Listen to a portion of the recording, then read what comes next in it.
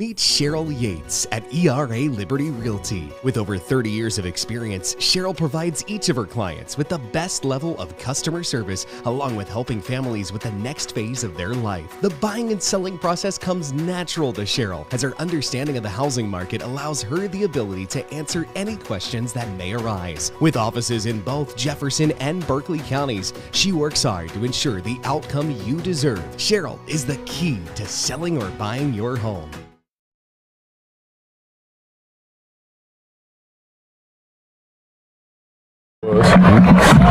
And we are here at Jefferson High School with Coach Craig Hunter. Craig, after a victorious week last week, a 33-0 win. What is something that you told your team going into this week, stay focused, to continue to build on your success and build for a better next 5 to 6 games? Just that, just to stay focused, lock in, take one game at a time. It's like I said, it's just one win. We got to try to build these things up and just keep building them. And one thing that I noticed is last week, even though there were some penalties, you guys cut down on your penalties pretty drastically. Was that a main focus last week and this week to continue on that disciplined pace? The main focus is to stay disciplined, cut down on mistakes, whether it be penalties, turnovers, and try to cut those down. Play mistake-free football, you can give yourself a better chance of winning a football game. And what I liked last week is you guys played what I call playoff football. When you guys watch the NFL, playoff football is typically running the ball. It gets cold. Even the best passing teams kind of get back to that run game, and that's how they win. Is that something that you want to emphasize, like getting the ball to your great backs and Evan Toole, Tayshawn, Keyshawn, and the rest of your weapons? Like we said in the post-game interview, it's sometimes just win by any means necessary, whether that means running the ball, whether that means throwing the ball. That's where we're at right now. We're going to try to win games by any means necessary, and that's what we're going to try to do with our game plan, is take what the defense gives us.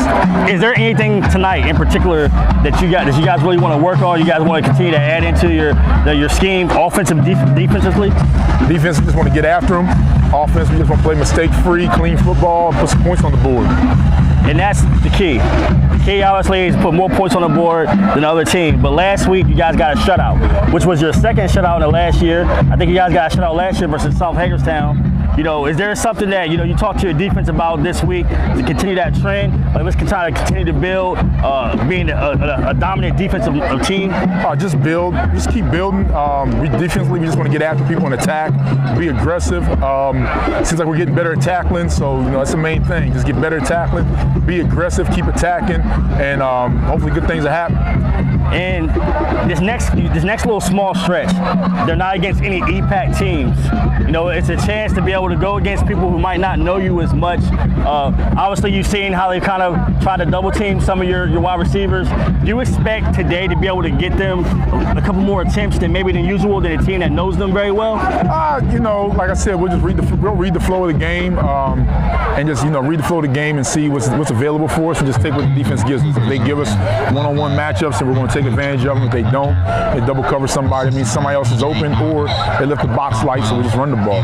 Well, Coach, good luck. Thank you. Good luck. This is Akeem Holmes from Home Team Sports TV, broadcasting live from Jefferson High School. We'll take a quick commercial break.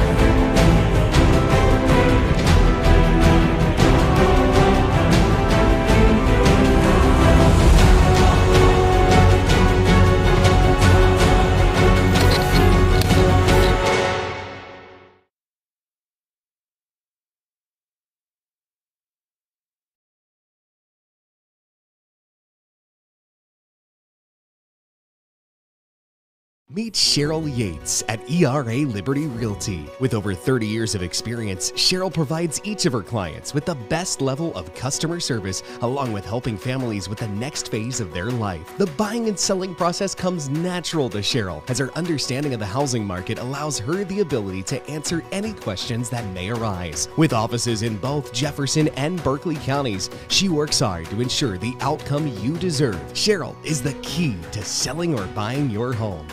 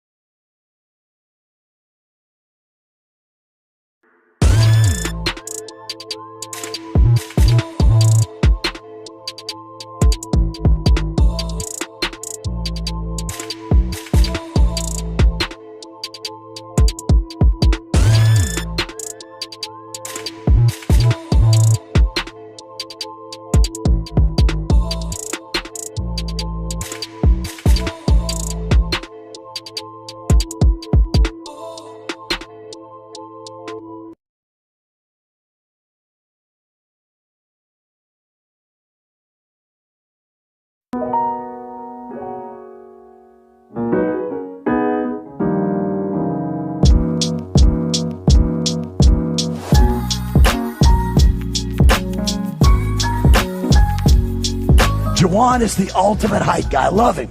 He's always positive. He's always pepping them up and firing them up.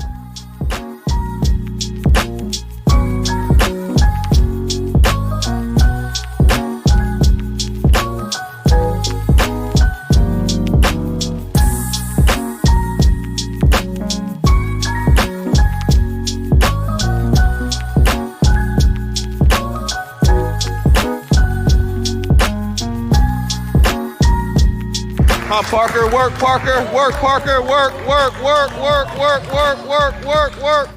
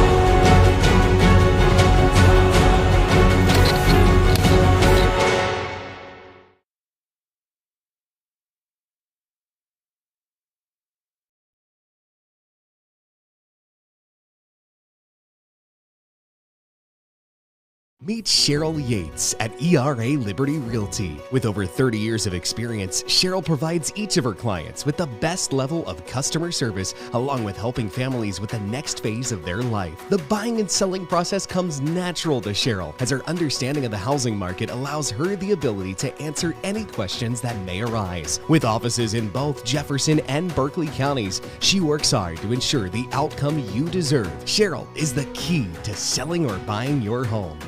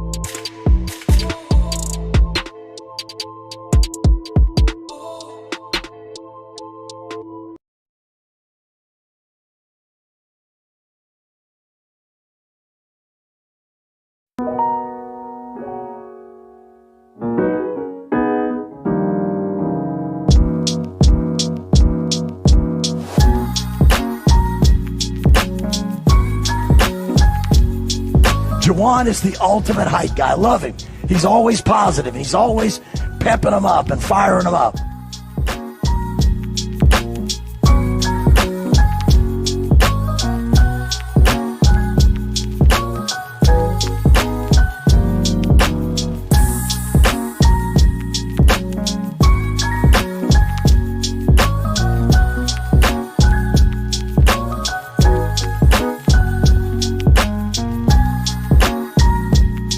Come on, Parker. Work, Parker. Work, Parker. Work, work, work, work, work, work, work, work, work.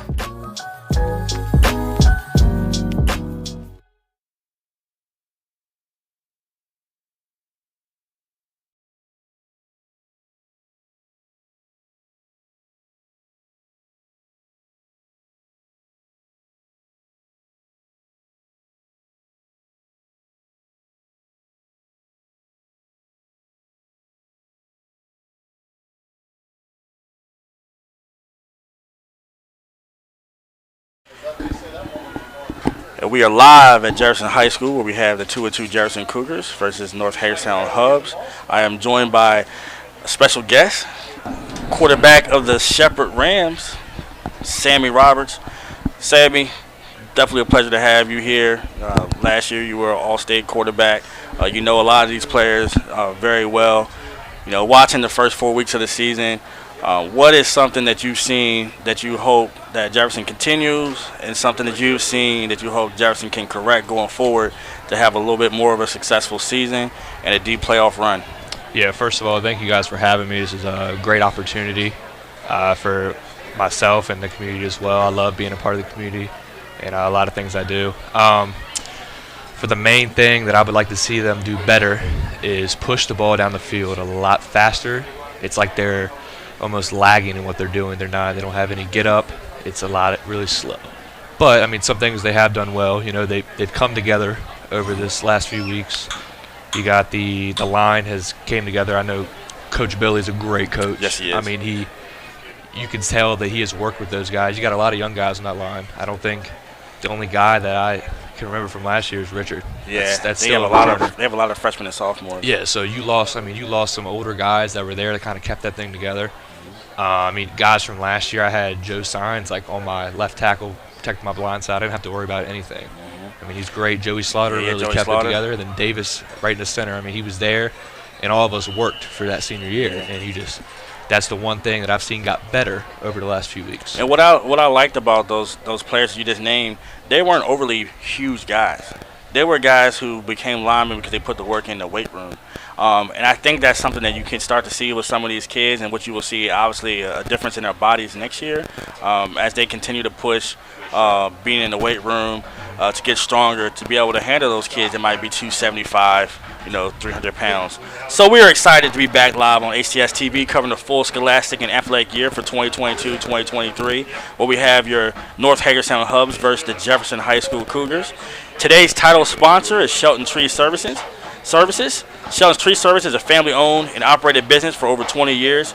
We treat every customer as family and guarantee customer satisfaction. Call 304-262-4105 today for a free estimate. And that is our newest sponsor, so we definitely want to say thank you to Shelton Tree Services for sponsoring Home Team Sports TV, and we hope to continue to make the community proud. We have VFW Post 3522, HG's Barbecue and Soul Food Catering, Neil Powell at Down Home Insurance, Quintez McDonald Gibson at Integrity Home Mortgage, Chris Page at Quality Lawn Care, L&L Handyman Services, Money Mart Training, Catro Law, and Cheryl Yates of ERA Realty. Our halftime show sponsor is Neil Powell at Down Home Insurance, and our post-game sponsor is Chris Page at Quality Lawn Care. So, Sammy, one of the things I definitely wanted to pick your brain about, especially playing the quarterback position, and Jefferson has a lot of new quarterbacks that have not been able to perform. What is something you want to see from the quarterbacks going forward? So I mean, the main thing that I want to see from them really is just kind of slow the game down. I mean, I feel like they're trying to rush through things just because they don't. We're going to take a quick pause for the national anthem, and we'll be right back with Sammy. Hold that thought. All right.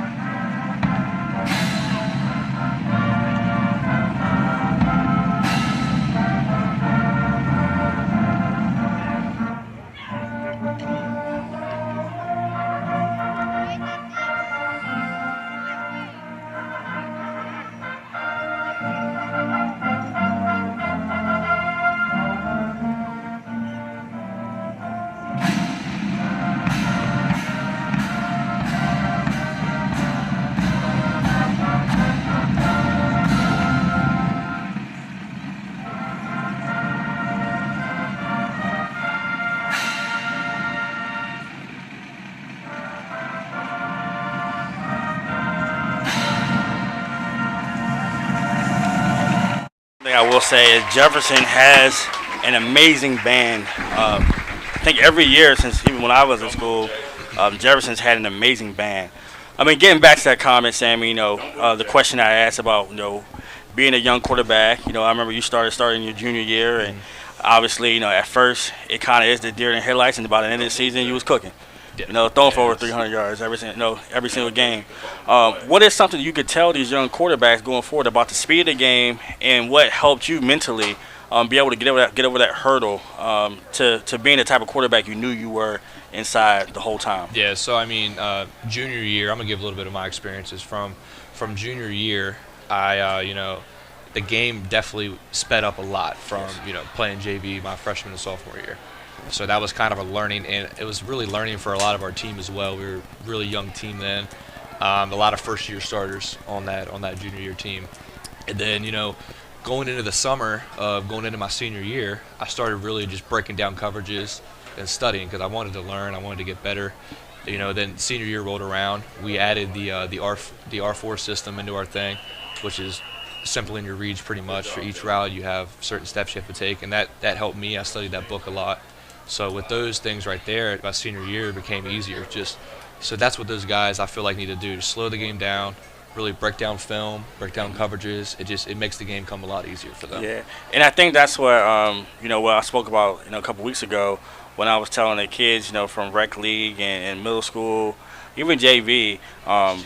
It's not just about just going out and playing at that point. There's a mental aspect to it. There's an emotional aspect to it, maturity to be able to handle failure a lot more than you might have had in middle school and rec league. But it's also the intellectual aspect, especially at the quarterback position, to be able to know that teams will watch film on you, and they will be able to see your tendencies. And once they see your tendencies, they will work towards taking those things away, because your tendencies obviously are things you really like. For example, I remember watching film the other night with my son, and I told him, I said, I know which way you're going because you look back a second time before you snap the ball. Yep. And he kind of looked at me, and I said, we'll watch 4-year passing plays, and I guarantee you will look to the left, you will look to the right, and if you're going back to the left, you will look back to the left one more time before you hike the ball, and that's the way you're going. And he said, well, Dad, they might not know that now. I said, but they will. Teams will watch the film, and they will pick up on your tendencies. So that's a part about getting better, as a quarterback, and getting better as a player. It's just like a wide receiver. If a wide receiver, when he's not getting the ball, he jogs to the line, but then when he's about to get to the ball, he sprints to the line and shows a little bit of excitement. You think the defender doesn't know that you might be the main target on this route? Yep. That's what smart football is. So, in hearing you say that, watching film and being really able to break that film down, was there someone who taught you how to really break down film? Yeah, so Coach Vines, he did teach me. He taught me a decent amount, and then Tanner Cantrell did teach me a lot as well back in Wildwood. Coach Hunter has broke down film with me, and Coach EJ really helped me as well. So with all those, it just shows like all the support you have that's around you, and they can teach you. And honestly, I thought I knew a lot, but then you go to Shepherd, then Coach Haynes, he breaks it down a lot more different way. He's a really good coach, so you got to pay attention to what he has to say, and that's been a big learning thing for me. I feel like you almost restarted a little bit, so it's a lot coming at you at once, just like it was when I came here freshman year. And that's why not the reclass, but the red shirt, it was so big, because it gives you a year to learn how to do things the Shepherd way. It is. As well, as far as breaking down, it's about getting your body more developed for the physicality of college ball, where you actually could be playing against 25-year-old men, depending on what things may occur. But it's also that mental aspect of being able to break down film, because just like high school is a big jump in talent and experience from middle school to JV to varsity. Big time D2 college football is a big jump from playing West Virginia high school football as well. Yeah, definitely. So you kind of walked into a great situation. Probably many might think the best West Virginia high school quarterback ever, Travis Bagent. Tyson Bagent, that's it, Travis. Travis, I'm giving you a shout out, and I would give that to your son, Travis. You got the arm wrestling, you don't got the quarterback, but you helped birth him though. But Tyson Bagent, and you get to walk into a situation where you get to learn and sit behind Tyson and see how he goes about his business on a daily basis. What's the biggest thing that you have learned from Tyson in your short time at Shepherd? So honestly, like so far, I've learned a lot from him. Just the aspect of just like how really smart he is. I mean, we got up there, we were going through plays just for the first game of the season, and you get up there and you're writing stuff, and he gets up there and he has like 5 different ways of what he's going to do if this player does this, or if they switch to this coverage or they rotate. It's just in that right there just proves that how smart he is. And Tyson actually did help me. I was writing plays down, taking notes during when we were just installing some plays, and he actually rewrote my plays to help me to what I was doing. So he wrote which reads I had and why I was doing it, and that really meant a lot to me because he's helping me become a better quarterback, and that's what I ultimately wanted by going to Shepherd, was to learn from Tyson. To be a better quarterback. So I'm very thankful for him so far, and the whole coaching staff as well. I mean, they're all great. And I think that's what made him so great, is his ability to be able to dissect every position on the field, but not even just dissecting the position on the field. He actually stayed and broke down the tendencies of his defenders. Mm-hmm. Do you know how much film you have to watch to be able to break down 11 to 15, maybe 17 players with rotation? Yep.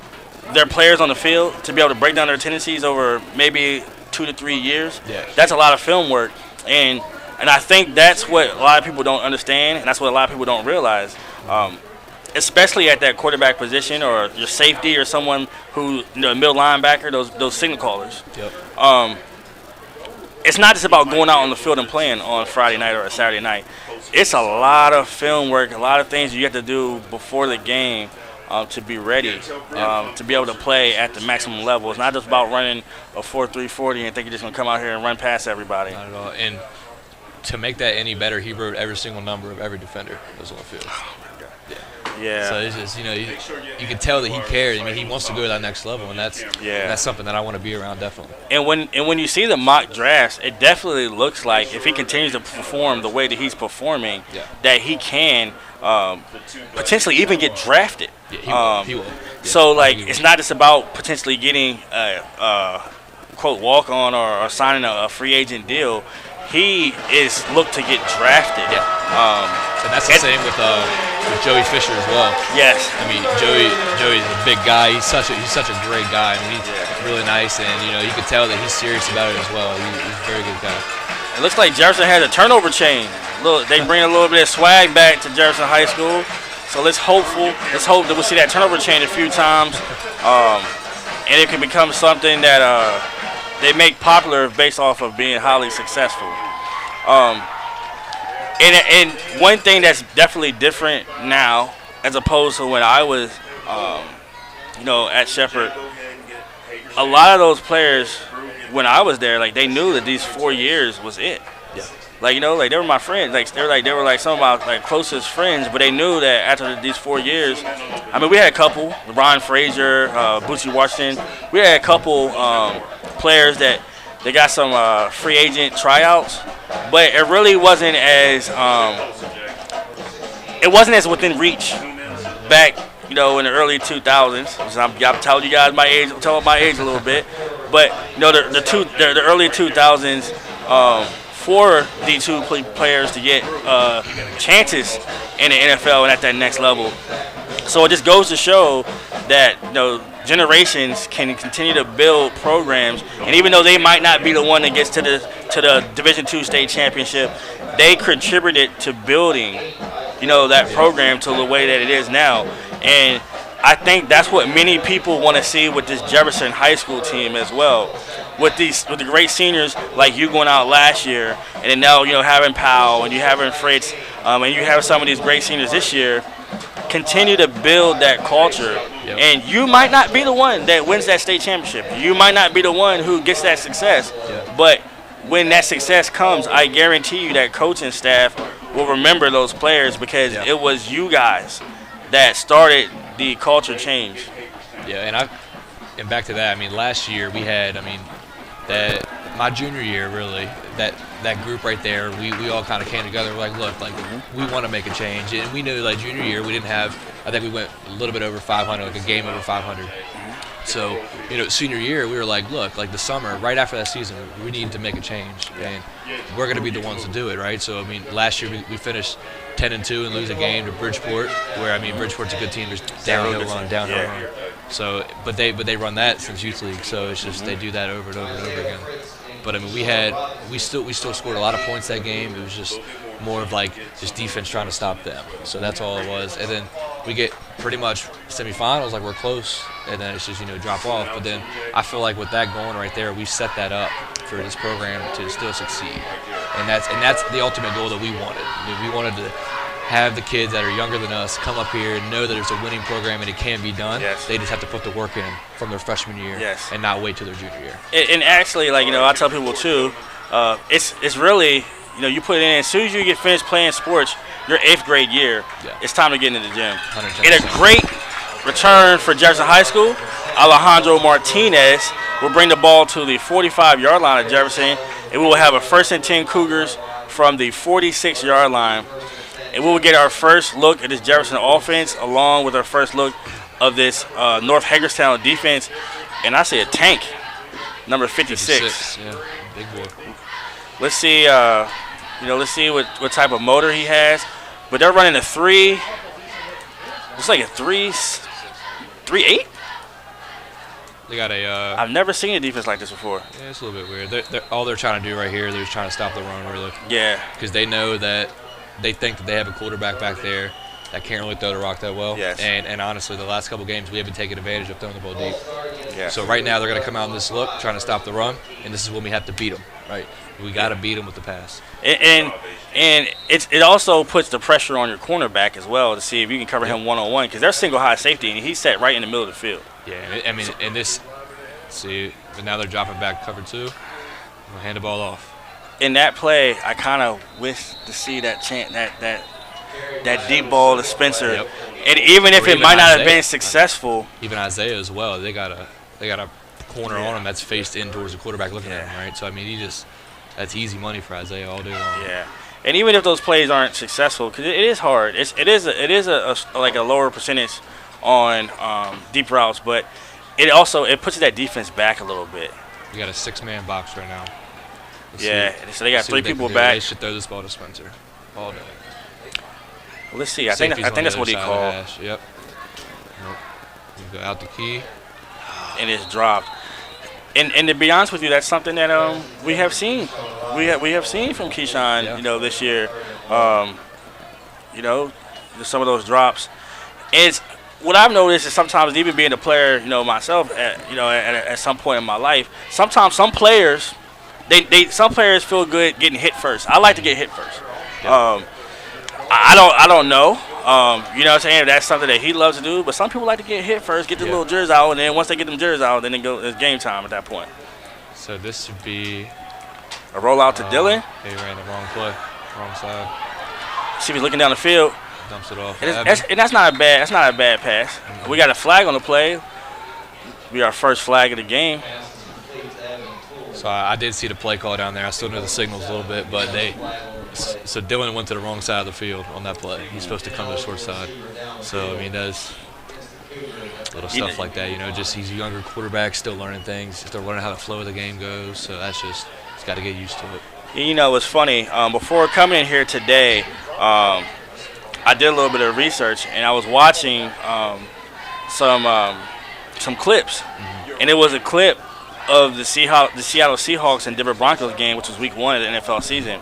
And Tyler Lockett said that Russell Wilson was still using the same play signals that he used in Seattle. So when he seen him, he was telling the defenders what Russell Wilson was doing. That's funny, yeah. And so, like, when you said, I saw the play, I remember some of the signals, is that something that you have as a team, or do you as a quarterback develop your own kind of signals so that when you do? So that's been here. I mean, it's been here for a while. I mean, there's some signals that you as a quarterback might want to switch up because they might confuse you from looking at them or whatever. But Okay. I mean, every team pretty much has their own signals. And you created dummy signals? Yeah, you have dummy ones too. You know, so right here. All right, if I'm Dylan, right, they're gonna go. They have two deep. They have a 2 deep right here. Yeah, they got a go ball right now. Spencer, boom. Put it out there. Oh, and that was a great pass. Yep. You know, he let him just a little bit too much, but that's what you know you really wanted to see, and that's something that you talked about in the pregame, is just seeing that deep ball, and you know it's not easy completing those go balls, depending on where the safety's coming from, the speed. You have to throw that ball a little bit differently, every single time. It's not just cocking back and just thinking you're just going to throw the ball 40 yards down the field. But that right there, forces North Hagerstown to respect the speed, because he was past him. Yeah, he was definitely. by him. Yeah, and right there even, you got Isaiah in the slot like that. So for Dylan, that was almost blocked. That was close. And that's played Jefferson as well. The snaps. The snaps have been high or really low. In that situation right there, it was actually high, and number 28 from North Hagerstown, he almost got in there and got the block. And we all know that this is about a game of momentum. You go out there and you block a kick and potentially return it for a touchdown. That's a big momentum shift early in the game. Definitely. So we will see this North Hagerstown offense go out on the field. And to be honest with you, this is the first time I've ever seen North Hagerstown. We didn't play them when I was in high school, so really? This is the first time I've ever seen them play. So I'm very interested in seeing we actually did not add them, I think, until my sophomore year. And then COVID hit, so we couldn't play them my junior year. And then we added them back again my senior year. So I think we have a little bit of switch. I didn't see Herrick didn't start on defense last week. I know he plays a lot of defense at linebacker, but I didn't know that he. Very good at defense. Yeah, I didn't know that he was starting, but it shows just how physical and how tough Dylan is to be a quarterback and a linebacker. North Hagerstown with 2 to the. Ooh, that's a big sack and big hit by Keyshawn Robinson. Actually, that's Gidney. Yeah, that's Javon. That's Javon Gidney. Javon Gidney has flashed the last couple weeks. He has definitely flashed the last couple weeks. And to be completely honest with you, that is a family that continues to pump out football players. Jefferson County thank John Gidney and Shanique Gidney for pumping out so many amazing football players. They actually have another one about to come up, and Jaheim Gidney, who yesterday returned the opening kickoff. He got called back, but you got to see what kind of player Jaheim is. And I think if they would have kicked it to him again, he'd do the same thing. He would do the same thing. And a handoff to about North Hagerstown, and that was a big hit. Fumble. Jefferson is very physical. Keyshawn Robinson with the physical hit, and I think the ball is recovered by North Hagerstown, and it will be 4th down.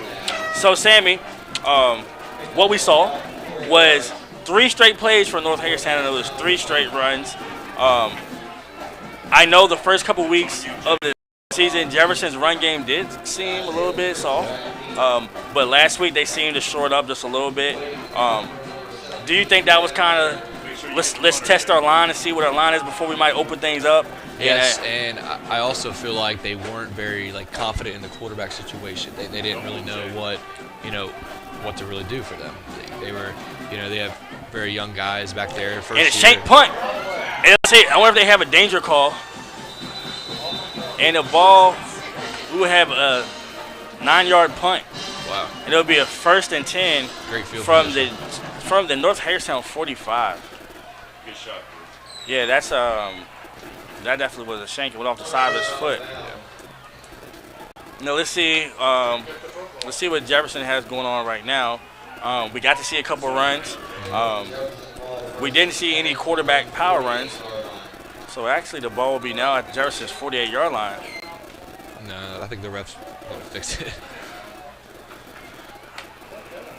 And that referee is the one who calls it. I don't know what the other referees are doing.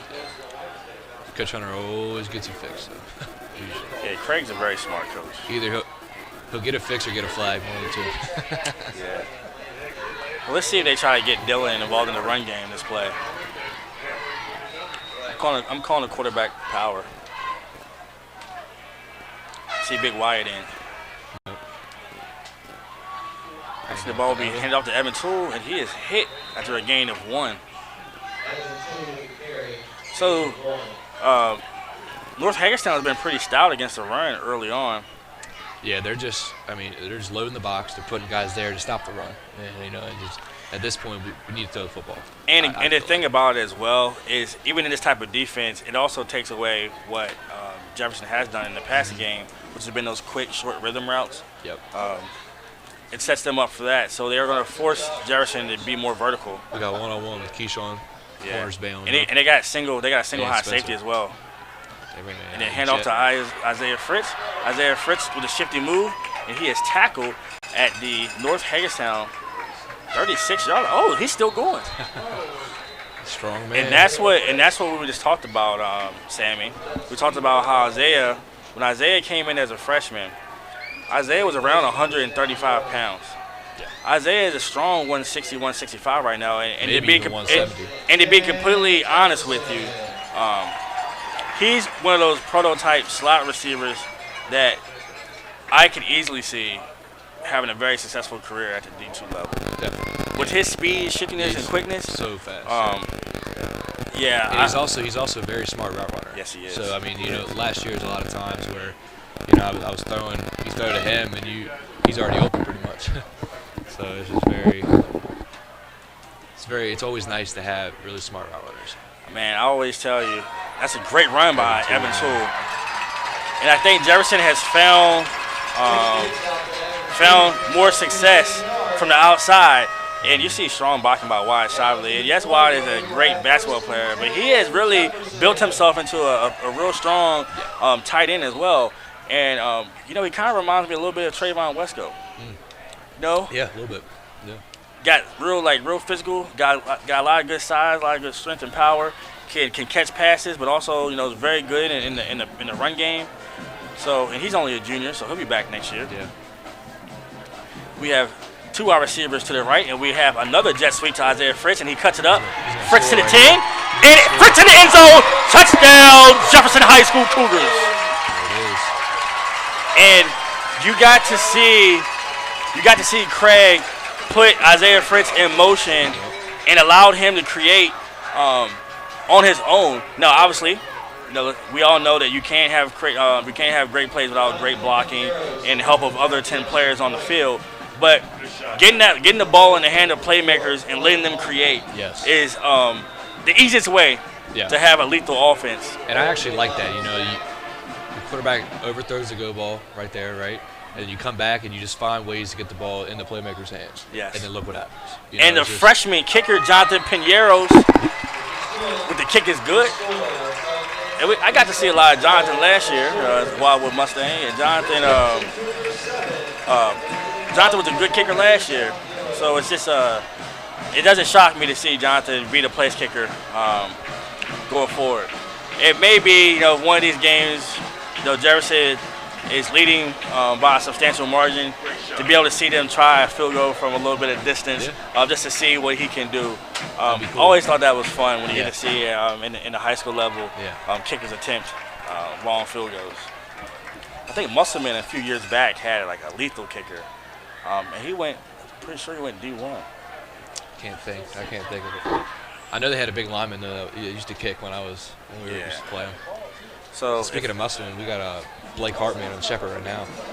So he's doing well. And Blake was one of the most lethal running backs E-Pack has ever seen. He's crazy. And it is good to see that kids value how amazing of a program Shepherd is. Yeah. I think before, everybody was like, oh, I want to go D1, I want to do this and blah, blah, blah.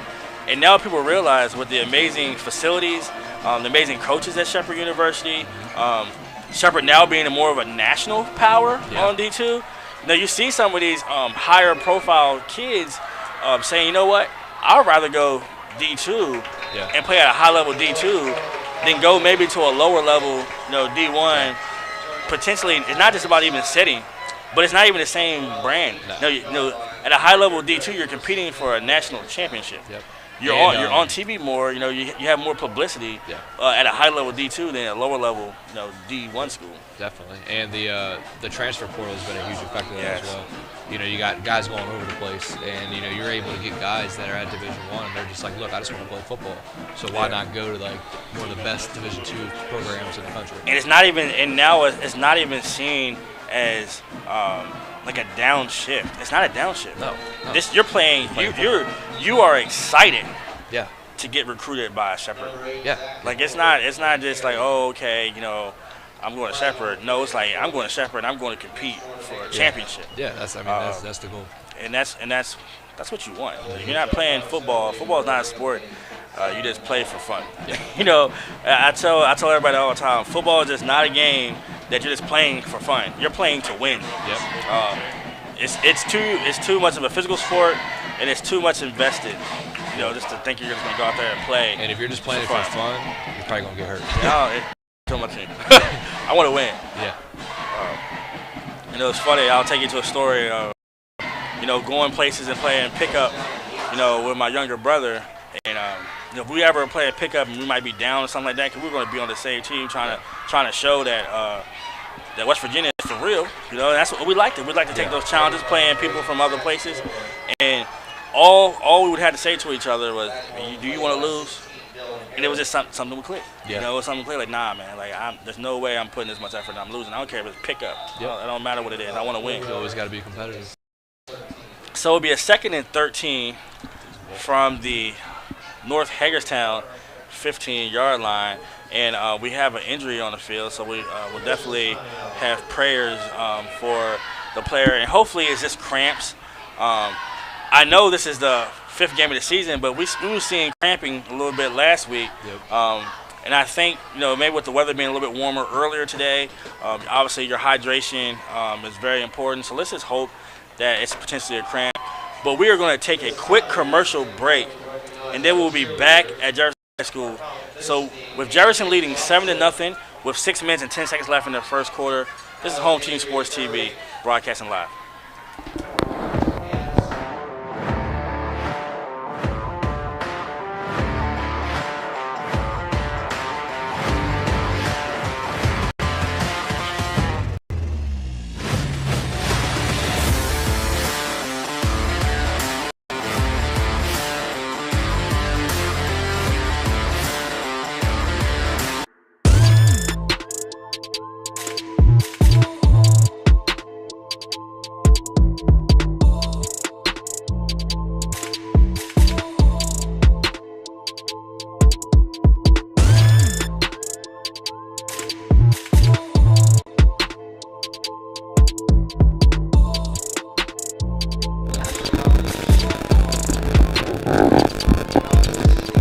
Back at Jefferson High School, and we have a 2nd and 13 from the North Hagerstown 16.5-yard line.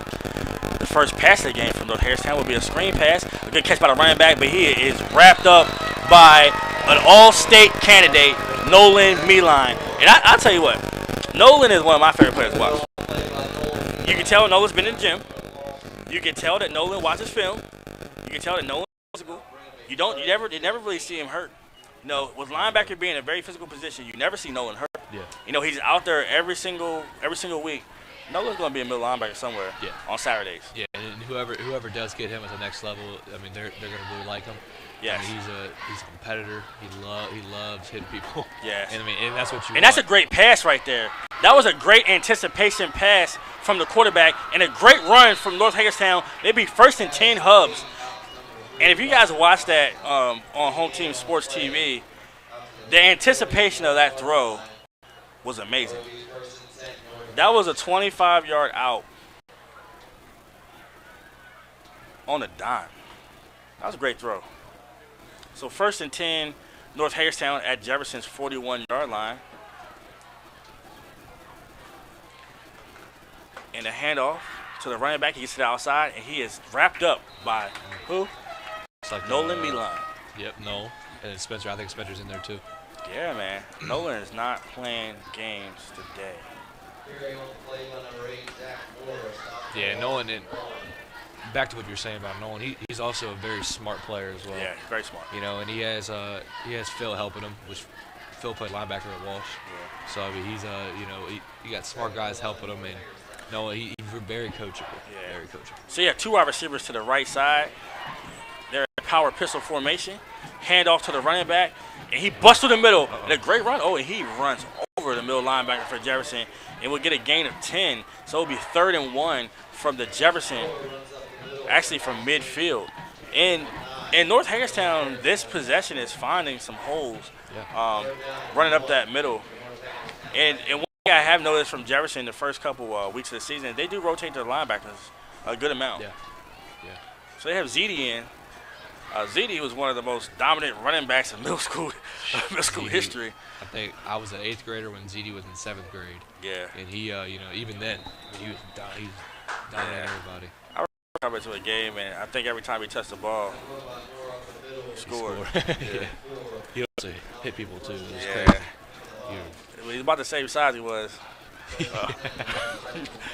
Now that he is in high school. I mean, he had those tree trunk legs as a 7th grader. So it'll be a first down on North Hagerstown at the Jefferson 46-yard line. We have 2 receivers to the right. Power pistol, another handoff, inside handoff to number 8 for North Hagerstown, and that will be a gain of 5. Solid running right now. And they're finding a lot of success of having 2 wide receivers to the right side, having a tight end and a wing on the left side, and just run the ball up the middle. They're not putting the H-back in motion and pulling him. They're just pounding it up the middle, and that's what they saw on film. Obviously, you've seen that first possession. They really wanted to pound the ball. And even if they're looking back to last year, we got beat with downhill running. You know what I mean? Now they're going outside. And now we're going outside, the outside zone, and he brings the ball up for the first down, 1st and 10, North Hagerstown. And right here is when you kind of you really want your physical, your middle linebackers. Your linebackers really have to step up. Yeah. That Bridgeport game, we put up 49 points. Yeah. Jefferson put up 49 points and lost. Yep. Jefferson gave up 75 points, running to a running team. Yep. And I think that is what the film says, and I think that's what most teams are trying to target. So the out route, and it's this quarterback can throw the ball. Good ball. And that's a long throw across the field. It's also a great job of throwing him open. And the receiver coming back. Yes, he did. That's very good. So it will be a 3rd and 5. 2nd and 5 or 3rd and 5? Second. 2nd and 5. From the Jefferson 30-yard line. And we have 1 minute and 52 seconds left in the first quarter. We have a really good game right here. Yeah, I mean, they're slowly moving the ball down the field. Is exactly what they want to do. Very methodical. And see, that right there is the testament of a timing play. Just that little bit of a bobble messed up that timing, and a play that has been working very successful throughout this drive was right back in the backfield, because that one split second to where you can create that crease for a linebacker to get through. Obviously, it changes a play that you're getting 5 or 6 yard chunks to now of one. Now let's see what North Hagerstown does right now. Maybe play action pass. Maybe, yeah. I mean, they do need to get this first right here. I mean, because they don't want to. I don't think they're going to punt if they go to 4. No, this definitely seems like it's 4 down territory for me. So actually, it'll be a 3rd and 7 from the Jefferson 32-yard line. Looks like that alignment just went off too. You see twins to both sides. Yep. They're going spread and a quarterback to his right. And Jefferson runs a blitz, and it's picked up, and the ball is thrown, and it was a miscommunication. And we know, Sammy, as a quarterback, once you've seen that pressure, you expect your wide receiver to make a hot route, and the wide receivers, they didn't. They continued to run the same route of the play that was called. Quarterback's looking at the wide receiver right now like, hey, you got to see that blitz and be able to make that a hot route. So if I had to guess what that quarterback was thinking right there, he's like, look, we need to hit this comeback so we can get the first down. Yes. Right? And the receiver is just not on the same page as him, trying to run by Keyshawn, which you're not going to do. Yeah. So I think they're also a young team as well. And that's the intellectual aspect of the game. It's no longer just being able to just run what was called. At that point, you got to see that they're blitzing and make the adjustment. So another twins, and the ball will be thrown to the running back on a screen route, actually a little wheel route from the running back, and it'll be a first down. No. Wow.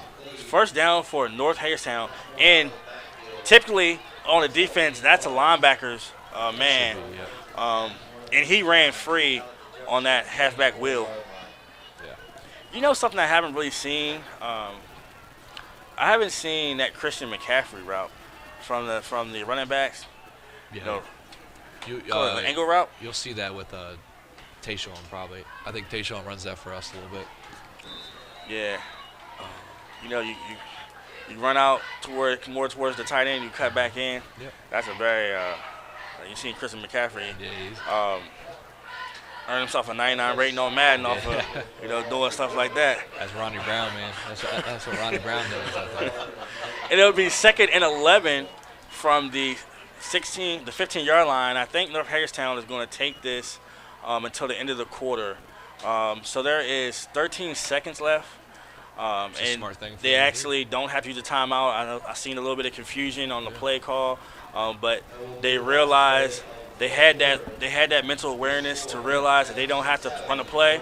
So at the end of one, we have Jefferson High School 7, and we have North Hagerstown 0. And I got a report that Hedgesville is leading Martinsburg 6-0 in the first quarter. So we will take a quick commercial break. This is Home Team Sports TV live with my co-host Sammy Roberts. We'll see you in a few. Liberty Realty. With over 30 years of experience, Cheryl provides each of her clients with the best level of customer service, along with helping families with the next phase of their life. The buying and selling process comes natural to Cheryl, as her understanding of the housing market allows her the ability to answer any questions that may arise. With offices in both Jefferson and Berkeley counties, she works hard to ensure the outcome you deserve. Cheryl is the key to selling or buying your home.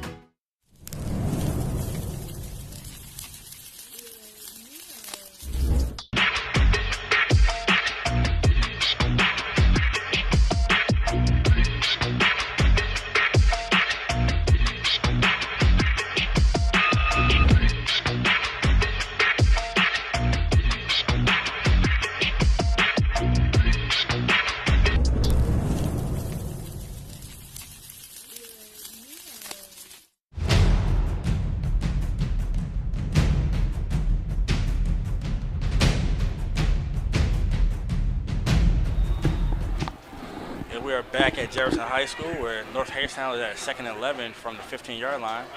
We have twins to the left. The running back busted outside, and he is wrapped up in the backfield once again by the stud linebacker Nolan Meeline. And it just seems to me, and this is just me being honest, it seems to me that he diagnoses plays a little bit faster than everybody else is doing. Yeah, definitely. And he's been starting since a freshman. Yeah. So I mean that. And you can see why. He's the best defender on the team. Yep. That's a great job by the coaches right there to come out and make an adjustment to stop that run. Right out. And we actually have a power twins, where they're not spread out. It's close to the line. It's more for protection. You see Jefferson with the blitz coming. And we have the out route and the seam, and he is tackled in the backfield. He fumbled, and the ball is recovered by Jefferson High School. Isaiah DeWalter. And that's a great play. Yeah. Willenberger. Oh, he called him down. He called him down? I think so. No. Oh, yeah, he was called down. And I guess it's more forward progress, a forward progress situation. So North Hagerstown will now get the chance to punt as opposed to Jefferson taking over at the Jefferson 36-yard line, 37-yard line. So the last time we saw a punt, actually it was Jefferson punting, and Jefferson almost saw a blitz. I mean a block. Block, yeah. Let's see if Jefferson can get some pressure. Because the last time he shanked the ball, I think he went off the side of his foot and maybe 5 yards, 5 to 10 yards. This time was a lot better punt. Yeah. The ball would go to Tayshawn Roper. Roper would get the ball. He goes to the right. He goes up the field, and Roper is brought down at the 20-yard line. And that play right there, you kind of wish that he came more to the home side as opposed to running to the, towards the away. But obviously we know most likely it was a punt right call. Right, yep. And they had to go right. Yeah. But you haven't seen many teams try to punt the ball to Jefferson's returners this year. So we will have. They did it last year. Look what happened. Yeah. Keyshawn, crazy. So we will have twins to the left, We will have a single receiver with Spencer Powell alone on the right-hand side with single high. Let's see if Dylan looks over and sees that and takes another shot. There's no safety over top of Spencer right now. And a handoff to Evan Toole, and that's a physical run by Evan Toole for a gain of 3. Now, Sammy, your last year at Jefferson, did you have the permission to change plays? So if you saw something right there, you could patch your helmet or something like that, and everybody knew, let's just take a shot right here. Yeah, so I actually got that privilege in my 3rd game my junior year. So that was just kind of the thing with Greg. He wanted to trust me a little bit. So after my 3rd game my junior year, I was allowed to change stuff. So a quick screen. Isaiah Fritz with a shifty move. But as you can see, North Hagerstown is not respecting the deep. They know these routes are going to go less than 5 yards. So they're swarming around the ball. Let's see if maybe in the first half they might stick with the game plan and then come out that second half before they have time to adjust and start busting seam routes and going a little bit deeper. Cause that's also a part of the game. Everybody wants things called now, but there's also a little bit of gamemanship and going into the half with a little bit something up your sleeve, and don't give them time to really make that adjustment. So it'll be a 3rd down and 7 from the 29-yard line. Dylan Herrick with the out route. Completed to Isaiah Fritz. He's up the field. Isaiah Fritz up the speed, and he is one of the 4x2 state championship champions, and he is out of bounds at the 45-yard line. But something I didn't like to see that ball come out. I think he went out of bounds and just dropped it. He did go out of bounds, but you want to keep that ball high and tight. Yeah, definitely. Because sometimes you might not get lucky and that ball bounce and spin and come back on the field. You never know. And you never know what's going to happen. So it will be a 1st and 10 from the Jefferson 44-yard line. And that's a great pass by Dylan Herrick. It was. He got that ball out quick right on time. We'll have trips to the left side. Spencer once again isolated on the right side. And we have a quick pause by the referee. All right. There's a whistle. Clock has restarted. Trips to the left. Spencer Power on the right-hand side. With Evan Toole to his right. The inside handoff. There it is. And it's a fake and a slant to Spencer Powell. RPO, and a first down. And that was a beautiful RPO play right there, too. That's a great call. And you got to see Spencer's strength right there as well. Because Spencer caught that ball maybe 5 yards down the field, and he carried the defender on his back the extra 5 yards. Yeah, I mean, when you're 6'4", almost 200 pounds, I mean, that's just your. And Spencer was making amazing plays in middle school as well. Yeah, he's been a 4-year starter. He has been, yep. It's going to be a quarterback power to Dylan Herrick. And Herrick is met by the linebacker in a gain of 4. So it'll be second and 6 from the 41 or 42-yard line. It looks like the 42-yard line. So maybe, a gain of 4. Wyatt Shively coming in the game now. And I would like to thank our sponsors, Quintex McDonald Gibson Integrity Home Mortgage, Shelton Tree Services, VFW Post 3522, Neil Power Down Home Insurance, HD's Barbecue and Soul Food Catering, L&L Handyman Services, Chris Page at Quality Lawn Care. Thank you guys. And Cheryl Yates of ERA Realty. Cheryl has been with us from the beginning, and we're definitely grateful. And I think we've seen that play a couple times yesterday, Sammy. Yeah. I think we've seen that play a couple times yesterday to Kalen Yates for the touchdown. It looked like every time. I think Kalen might have had 5 rushes for 200 yards and 5 touchdowns. I think every time Kalen touched the ball yesterday, he ran it 50 yards for a touchdown. Yeah. And that kid is only a 7th grader. Which is raw. Which is good. So it will be a 3rd and 13 from the 47-yard line. We have trips to the right, a rollout, and Herrick throws the ball high to Wyatt Shively. And Sammy, I could be wrong, but I think in that play he kind of was a little too quick to get out of the pocket. Yep. I mean, yeah, sometimes, but I mean, for rollouts right here, you want to go as quick as you can, pretty much, because you got to be able to hit Wyatt if he is open, right? Which Wyatt was covered. So in Keyshawn, he has that wheel coming behind him. So right there, Keyshawn got around that dude, and that wheel was open. Okay. So you hit that wheel, and that's first down. Now, is that a wheel route that you want him to hit him on the run, Yeah, it's more of like a curl. So I mean, if he's open, he still goes. But if he feels like the safety's over top of him, then he's going to come back down and get the first down. So I mean, my guess that play's called on like about 3rd down. So he wants to get to the sticks, chill out, find the open zone, and then throw it. In a high snap, once again, Sammy, we talked about that in the pregame. The snaps for Jefferson have been difficult all season, and that will have North Hagerstown in Jefferson territory at the 35 with 6 minutes left and 42 seconds in the second quarter. Yeah.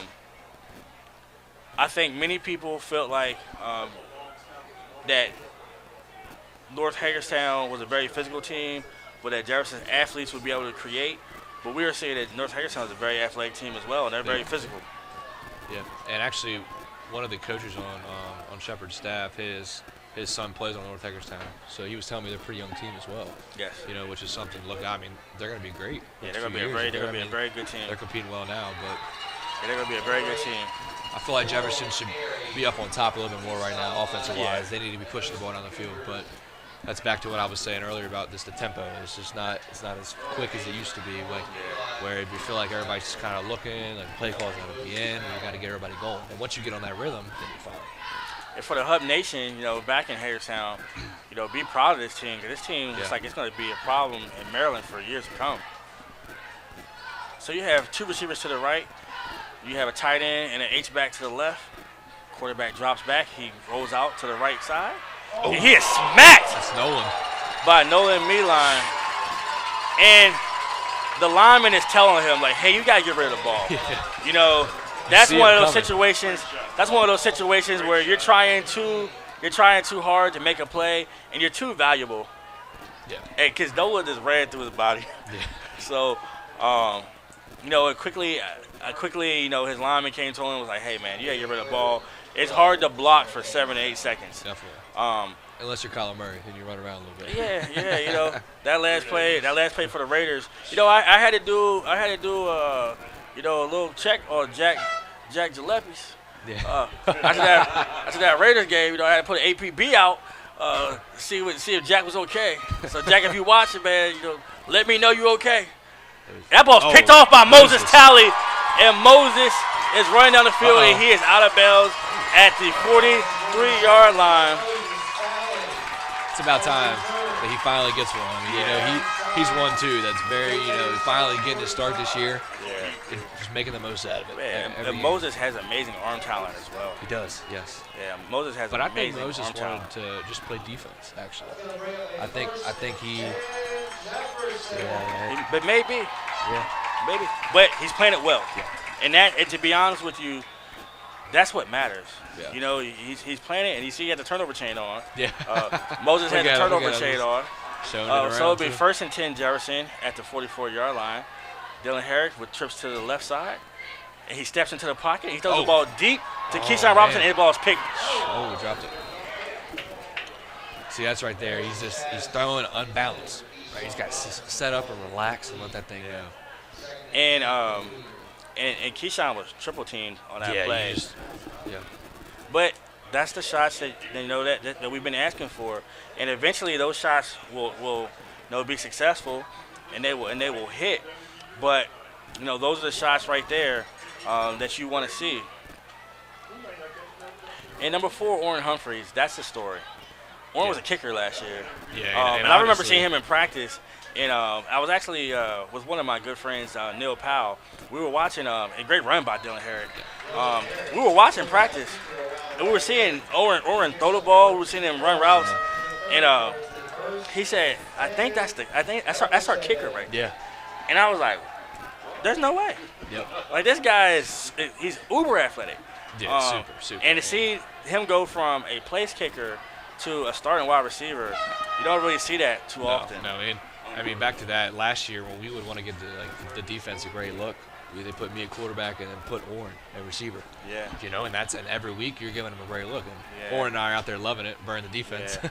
And a great run by Evan Toole. And for your running backs that play in rec league and middle school, look at how Evan Toole runs. As soon as he gets the ball, he's full speed, downhill, ready. He's a missile. Yep. He's just ready to hit something. And sometimes he only takes that one cut and it's gone. Right? Yeah, There's no 3-4 cuts. He's like I don't know if you guys, I didn't get to see this, but I know from my pops, he reminds me a little bit of John Riggins. You know, Riggo.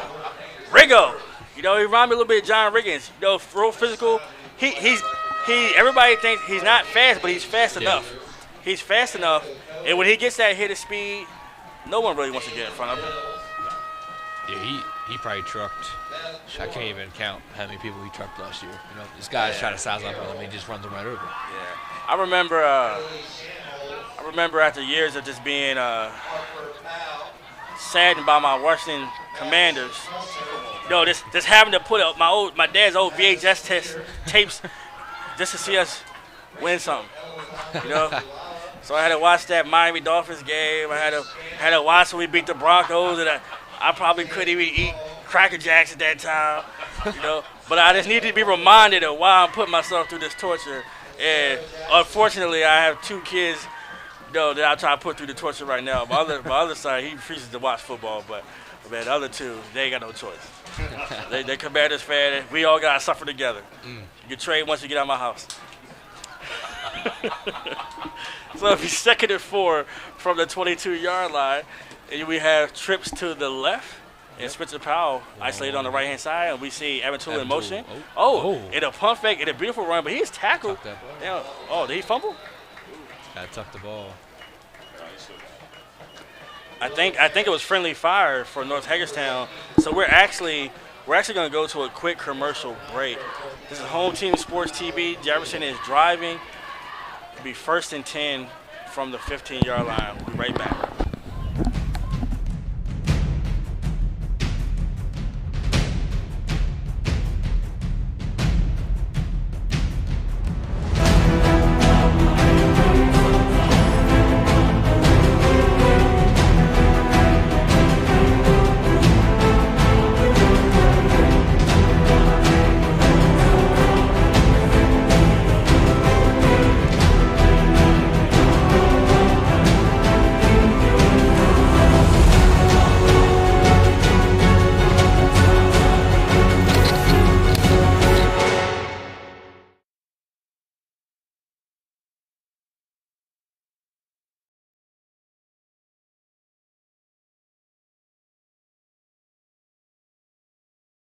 Meet Cheryl Yates at ERA Liberty Realty. With over 30 years of experience, Cheryl provides each of her clients with the best level of customer service, along with helping families with the next phase of their life. The buying and selling process comes natural to Cheryl, as her understanding of the housing market allows her the ability to answer any questions that may arise. With offices in both Jefferson and Berkeley counties, she works hard to ensure the outcome you deserve. Cheryl is the key to selling or buying your home.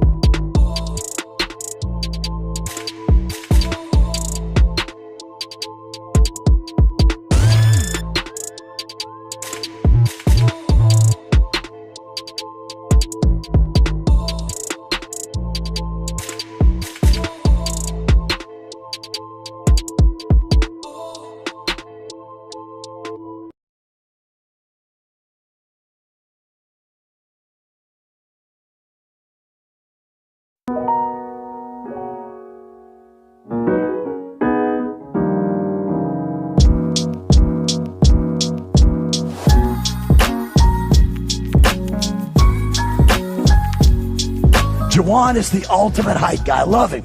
He's always positive. He's always pepping them up and firing them up.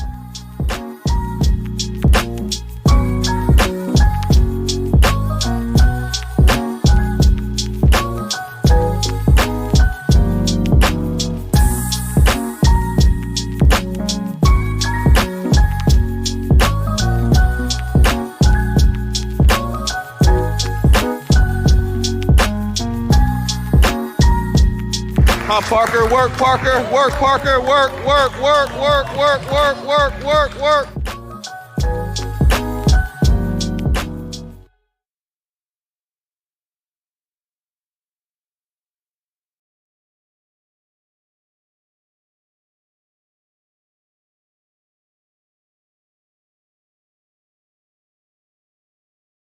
This is Akeem Holmes from Home Team Sports TV back at Jefferson High School, where we had the Jefferson High School Cougars leading the North Hagerstown Hub 7-0 with 5 minutes and 1 second left in the second quarter. I'm joined by my co-host Sammy Roberts. Right now we have a North Hagerstown player down, and that's the reason why there's really not a lot of commentary, a lot of respect for the families of North Hagerstown. Obviously everybody is praying right now, so we will pan to the cheerleaders and the band to give them a little bit of time while we have the medical staff on the field. So bear with us. This is Akeem Holmes and Sammy Roberts with Home Team Sports TV. We'll be right back.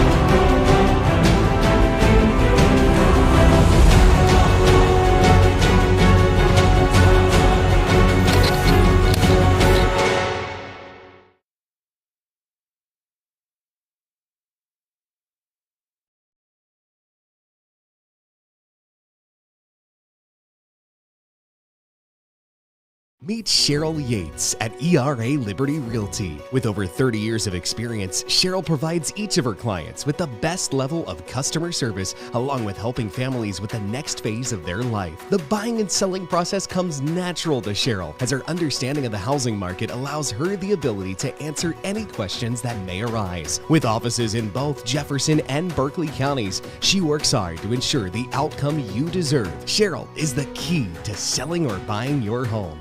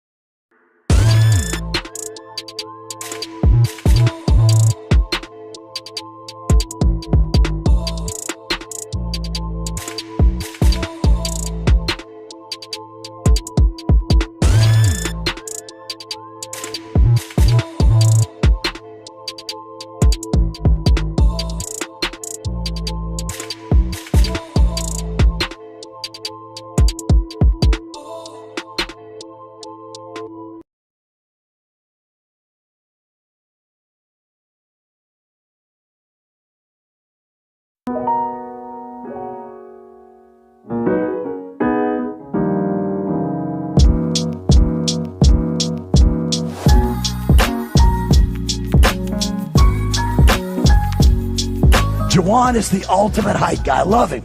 He's always positive. He's always pepping them up and firing them up.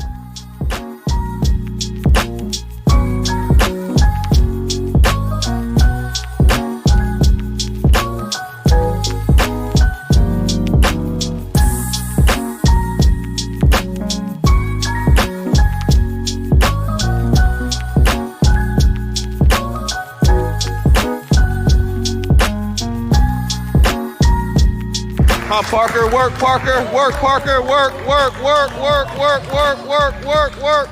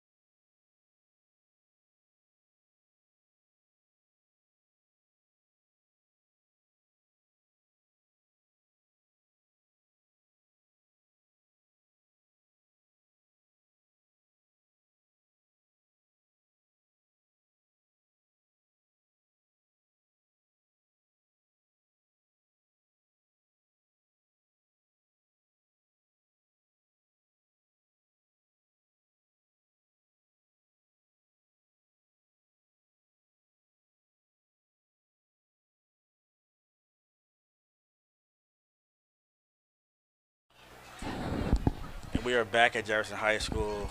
Prayers to Fletcher that is, being taken off on the stretcher right now. It was a little bit of a, they call it friendly fire for, when you're on defense and two defenders hit each other. But this one has been tough. So right now, my co-host Sammy Roberts will talk about the West Virginia scores around the state. Yes, you got right now number one. Parkersburg South leading John Marshall 27-3 in the second quarter. You got Musselman on top of Morgantown 14-7, which is big for Musselman. That's really big for Musselman. Spring Valley and Riverside are tied after one. And then you got Hedgesville and Martinsburg. It says Martinsburg 7 and Hedgesville 6 in the first quarter. But we know right now the score is 29-6 Martinsburg. So. Then they got Hurricane over St. Albans 7-0. And then Huntington over Capital, 7-0. And right there, we've seen a lot of players from both teams come and,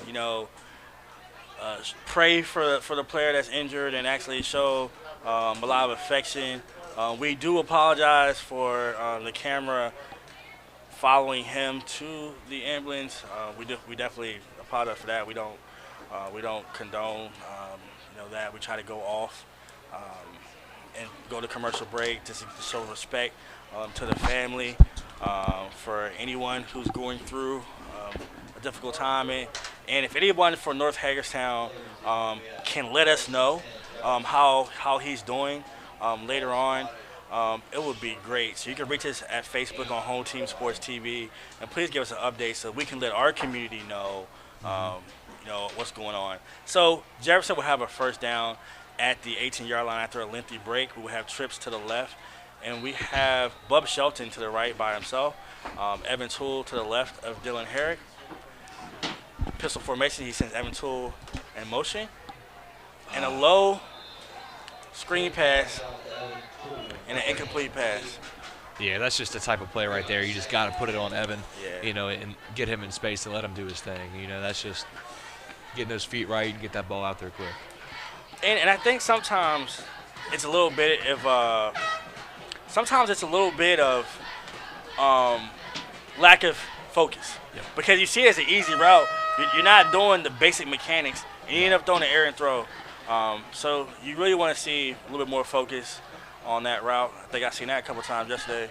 My son threw a couple of errant screen passes.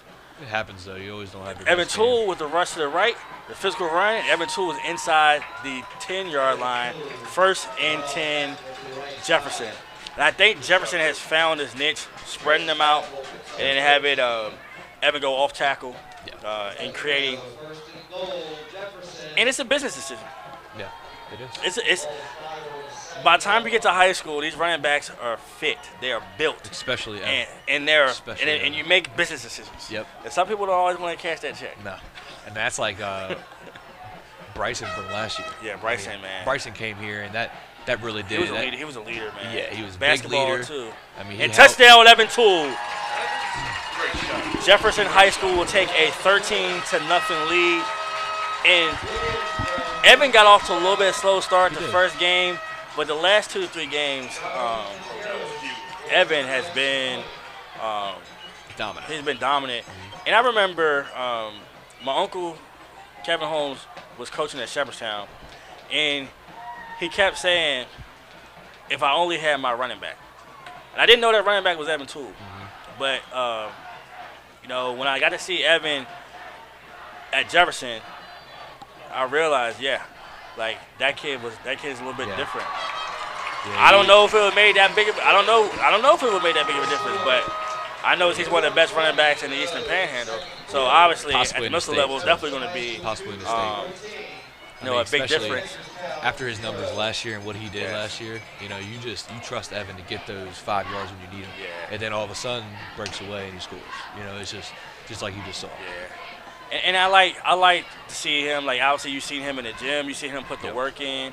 And I don't know what his recruiting situation is like, but I just hope to see maybe towards end of the year or whatever, we get to see that Evan's going to be able to play football somewhere. Definitely, and whatever team does end up getting Evan, you're going to get a guy that works hard and is willing to buy into your program.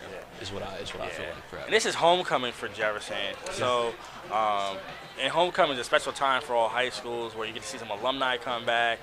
Kids are excited; they get to go to the dance tomorrow. I get blessed this year to be able to have my niece. Come live with me from Florida. This is be able to go to Jefferson for a year. So CC McGee, I love you. And my stepson Janady is at Jefferson, so they're both excited to go to high school. We go to homecoming tomorrow, and we're going to be Home Team Sports TV is going to be doing the 304 Elite Camp, and that's special for us to be able to get that opportunity for them to pick us to be able to broadcast their event.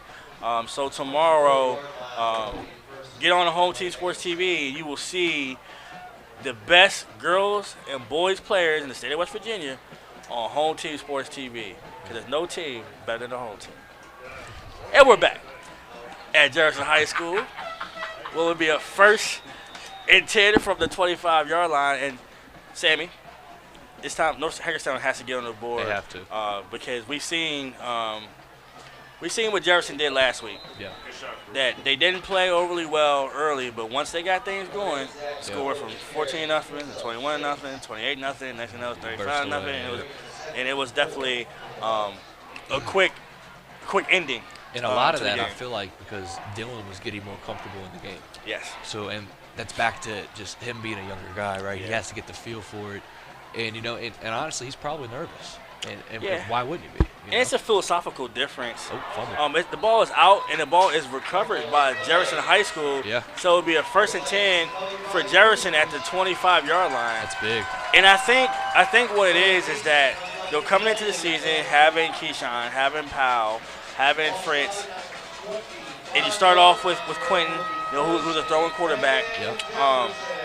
It's been more of a philosophical difference now as opposed to what one can do and what cannot do. You see now Craig is playing really I call it playoff football. Okay. When you watch the NFL earlier on in the season, everybody's they're airing it out and it's great. and it's great to be able to do both. I mean, I think the best teams like Tom Brady and them, they can do both. Yeah. But you do see, especially in Kansas City and those cold weather cities, they start to play playoff football where they mix the run and the pass. I think that's what we're seeing right now. Dylan Herrick. He got it. Oh, he dropped it. And right there, you definitely, well, it's going to be a holding penalty anyways. But put that out in the practice of play, you got to get that ball out there. You got to step into that throw.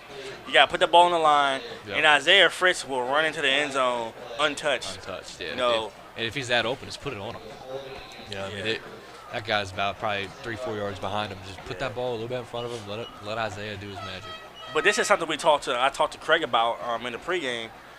Getting down into the red zone and having dumb penalties. Mm-hmm. And now this is 1st and 25. Dylan Herrick with the snap. Gets out the pocket. And he is sacked. Well, actually, it will be a short gain, so it won't be a sack. But it'll be a gain of 2. And it'll be second down. Actually, it'll be second down. Yeah. It'll be second down and 20. Actually, yeah, second down and 20 from the 35-yard line. So they can get a first down. Yeah. They get the first down at the 15-yard line.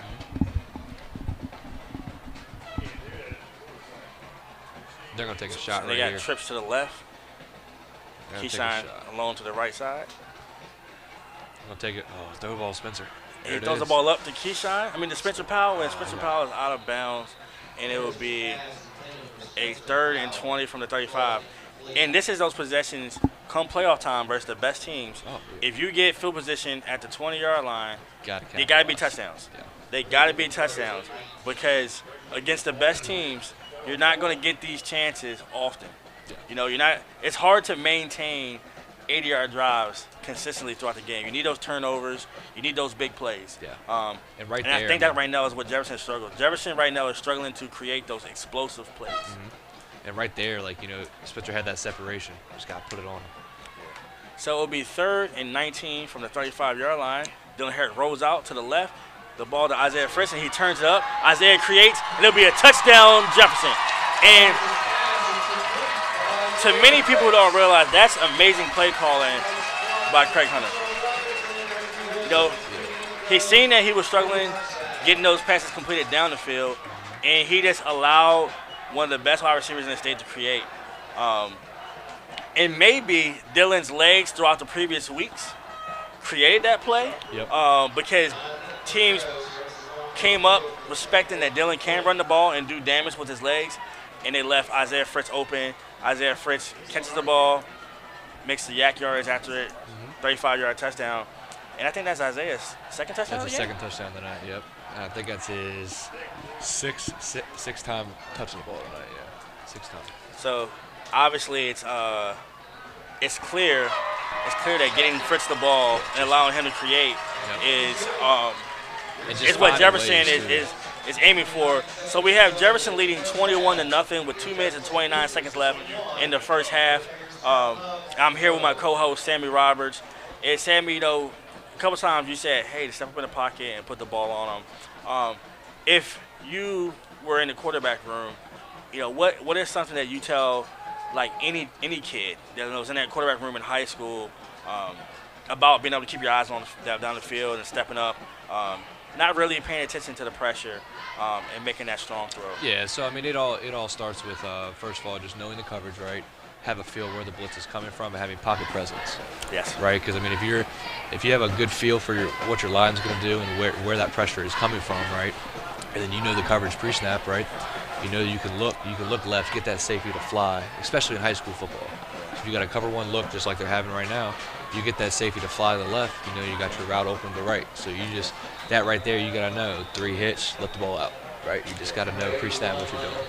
And I tell you, there's nothing like having a wide receiver that's 6'4", where your air radius is a little bit different. With a 6'4" wide receiver. That's a great kick by Alejandro Martinez.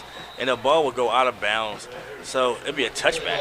Yeah, touchback. But having that tall receiver, every throw doesn't have to be perfect. Sometimes like when the receiver is small, you have to put the ball really on the money. Yeah.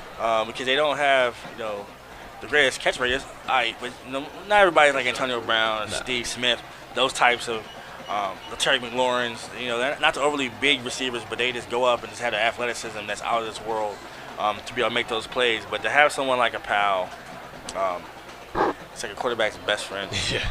He was definitely my best friend last year. I loved knowing Spencer. Yeah. And Spencer and I also, we built a great connection. That was one of the best things. And another fumble snap, and it seems right now that I don't want to make any excuses, but the energy for North Hagerstown hasn't been the same since the injury to their teammate. Yeah. And I'm just wondering if that is on their mind more than anything, because we all know that friendships and who we are as people way more important than football. And even that could have been a leader too.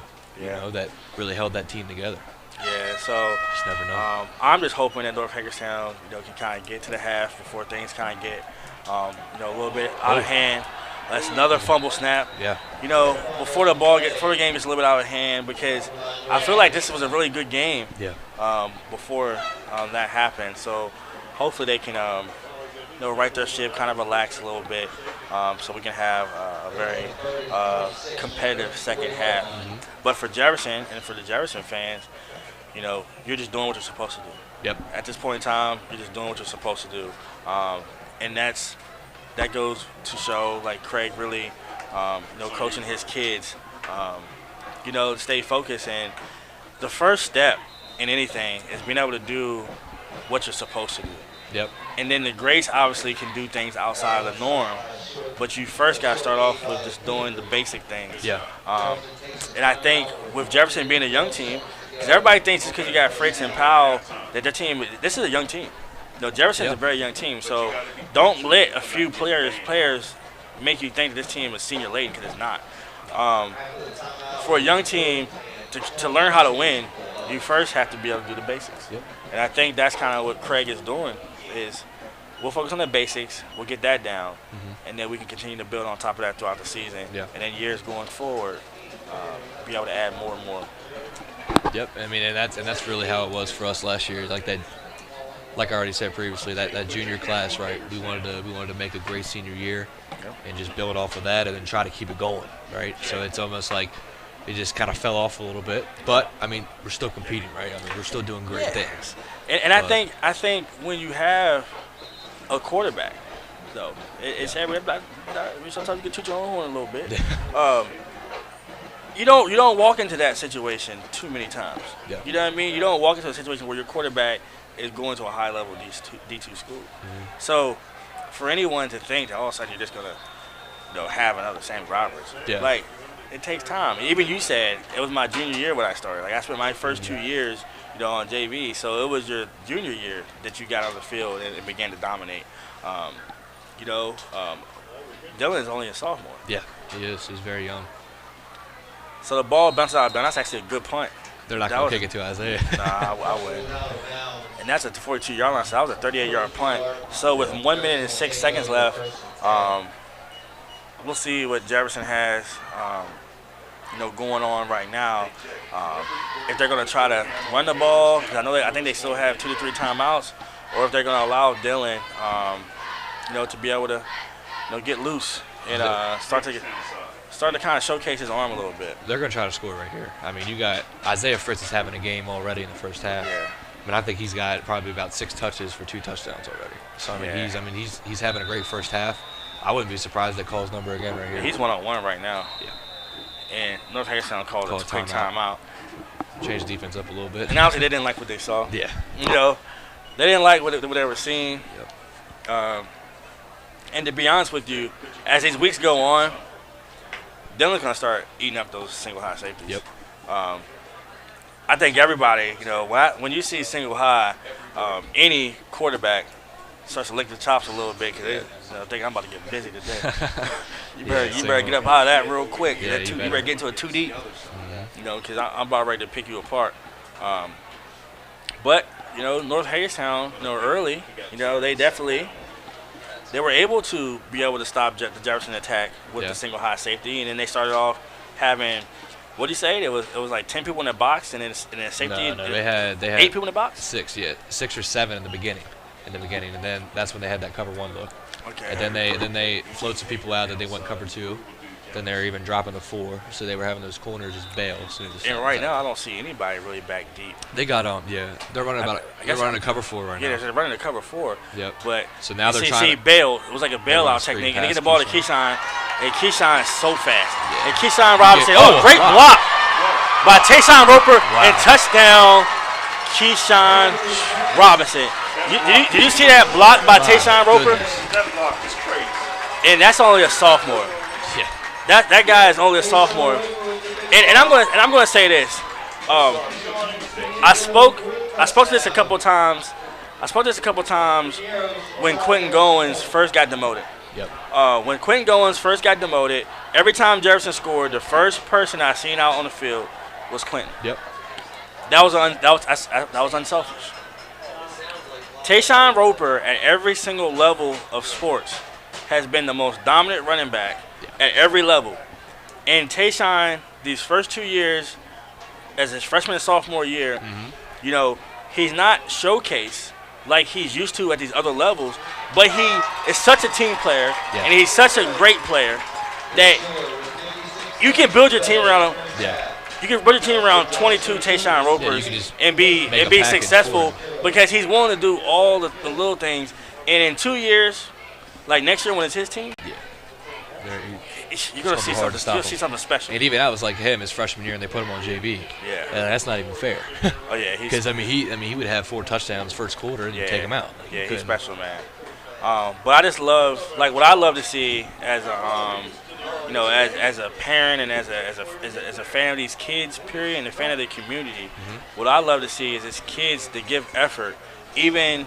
You know what I'm saying? Like even in times when, it might not be in times where you're usually where you used to be at. Yeah. He's a different kid. He has great parents. I've been around them my whole life. So I'm sorry, guys. I am a little bit of a homer when it comes to Tayshawn. Yeah. His mom's a very nice lady. Actually, I met her when he was at Wildwood. That's when I first met her, and the first thing she came up smiling, said, "Hey, how are you?" Yeah, Cheryl's amazing. Really nice. She's actually one of our sponsors, and Cheryl Yates of ERA Realty. Thank you for always believing this. And see, that's a great run. If he can stay on his feet, he stays on his feet, and he is tracked down. That's Isaiah DeLauder. I think that's a big fullback. Isaiah can move a little bit. Isaiah can move. And Isaiah really worked on his body over the summer too, where he trimmed down. Because I think Isaiah was a lineman last year, and now he's wearing number 32. I think he's playing more of an H-back. I think he was a DN last year. DN, yeah. Okay. Defense. But I'm not totally sure about that. But that's a great play right there, where he didn't quit. He's a little bit tired, but if you play football and you ain't tired by the end of the game, you ain't give any effort. Yeah. So it'll be 1st and 10 at the Jefferson 35-yard line with 42.4 seconds left. And this is honestly a must-score possession. You get the ball to the 35-yard line. You can't just go out here and just run the ball and go in at halftime. You got to take a shot. And I think Jefferson's playing, that's a play-action pass. I'll tell you what, he puts that out route on the money. He does. He's good at that. Yeah, he puts that out route on the money. And he actually stayed in bounds. And that is that's football IQ. Yep. Get out of bounds. Serve that timeout. And that's back to them being a little bit young too. Yeah, definitely. You got to know where you are in the game. You got to get out of bounds right there. Yeah. Now their coach has to burn a timeout. And I guarantee that coach is highly upset right now. Yeah. Probably telling this player like, "Come on, you got to get out of bounds. Yep. You're right there by the sideline. You got what you could get. Don't even take the hit. And then thank you, Sammy. Yeah. Not only did you not get out of bounds, you got plastered by 4 people. Sometimes when we don't make the best decisions, we get a little bit of karma, so to speak. Taking unnecessary hits. Yeah. Who knows? I mean, he takes a hit right there. You can fumble too. Yeah. Then, but I tell you what, North Hagerstown's quarterback, he sets his feet very well. The ball comes out with good zip. He puts the ball where the wide receiver can actually run after the catch. I'm impressed. Like I really do like him. To be completely honest with you. And I feel like his composure when he's in the pocket as well. He kind of knows where everything is and he knows what he's doing for the most part. 100%. So we will have a 1st and 10 from the 19-yard line. We will have twins to both sides. Another play action pass. The quarterback rolls out and he throws the ball up. And the ball. and right there, that's where communication happens. You have to be able to communicate. You know, I feel like I can speak about this. Same with you as well. It's like being in the center field. I got it. Yeah. You know, if you cover, you hit me, it's your fault. Yeah, well, all of a sudden your right fielder comes and smack you. So, I mean, that was one of those center field plays right there where you just gotta call it, man. So it would be 2nd and 10 with 24 seconds left. You have twins to both sides. The quarterback drops back in a beautiful fade route and touchdown North Hagerstown. And that's a beautiful back shoulder pass. Great ball. This quarterback, man. He's good. He's really good. This quarterback is for real. I like him. Yeah, I like him. And it's not only was that a beautiful throw by the quarterback, that's a great catch. Yeah. You have one of the fastest cornerbacks in the state, and the quarterback puts it back shoulder, corner end zone. That's like a high school. That's a next pro level throw. That's and a next college. level Yes, that is. That is. Those were next level plays. And we said that North Hagerstown had to get on the board, and they did. And they did it. And that's what I wanted to see. I wanted to see that fight from North Hagerstown because, to be completely honest with you, I see this as a team on the rise. You know, it might not be their year this year here. Yeah. You know, here, but going forward and maybe in their area, North Hagerstown can be a problem. And I think remember going back to like my freshman year, I know we played South Hagerstown, but I mean, I think they competed well. North and South did like that. They're rivals, and I think they used to compete well. Yes. So I mean, they were both great teams back. Like I think, that was about four years ago. Yeah, man, 4 years ago now. Yeah. If he was a freshman. Yeah. That's crazy, right? Yeah, it is. You know, that's what I was like. I'll tell you, man. I'll tell you, Sammy. You know, being where I'm at now, and father, and working, so like it goes fast. Yeah. And I tell you, it particularly goes fast once you get out of high school. Yeah. Because it's a little bit more fun. Yeah. You know, you have you're a man at that point. You know, you have a little bit more control of your life, and even though there's going to be some errors and mistakes, you got a good family, so I know they're going to make sure that you don't. They're going to make sure you don't slip too far. But that said, not having to wake up 6:30 every single day, you get to pick your classes. I know football. I still got lift. You guys don't pick your class until like 10 o'clock, right? You guys still do that? No. So we have to be done by class by 2 o'clock. So what time do you guys start your classes? So my schedule as of right now, Monday, Wednesday, Fridays. I have my first class is at 12 on Monday, Wednesday, Fridays. Okay. Yeah. But hear me out. Tuesday, Thursday, Friday, I have lifting at 7 a.m. Yes. Right, yes. and then after my Tuesday lift, then I have a class right at 8 o'clock in the morning. Oh, so you have 8 o'clock. And then I go right from that class to the other side of campus at 9:30 for a history class, and that's on Tuesday and Thursdays. Yeah. And then Fridays I'm still up at 7, for my lift. Yeah. Which I love lifting in the morning now. Yeah. I mean, it's awesome. It's right when you're the most fresh. Yeah, and I now, oh man, that's just a fumble snap that time. I think Jefferson will let this run out now. I'm surprised. Actually, we seen a timeout. Surprised they didn't run the ball. Yeah, and I think Coach Hunter's getting a little bit too greedy right here. And I think Craig wants to give these wide receivers that have been chomping at the bit a chance to be able to see if they can make something happen. I like the aggressiveness, though. I do, yeah, I do. You know what I'm saying? I like the aggressiveness. This is what you, this is what you need. You need a little bit of aggressiveness, and it also lets your team know that they believe in you. You know what I'm saying? Coaches believe in you. So I definitely like aggressiveness from Jefferson, and we will see. What kind of play they got going up in here. over this next 3.8 seconds. But yeah, we'll also see what coverage that they come out in too. You don't most really, likely you'll have 4 people drop back super deep. And if they don't, then you know what I call this? I call this a little stat pad. Yeah, you might give me a little 2-yard screen. I 30 yards. That's my stats. High school fantasy football. Actually, no, we don't have high school fantasy football. That is a joke. Just let everybody know that is a joke. But you see, Sam, they got 4 people back at the 30-yard line. As soon as they call that height, they're gonna all just drop back deep. Yeah. So the Hail Mary, and Dylan Harris scrambles, and he throws the ball, and that was lucky not to be picked off. Yeah, my goodness. Because he had a full hit of speed. Yeah, if he picked that off, he was leaving. The conclusion of the first half, you have Jefferson 28, North Hagerstown 6. We'll be back after a brief commercial break. Top show, the homecoming festivities, the Jefferson High School band. So please, guys, stay with us, and we are going to put the spotlight on these babies and watch them shine.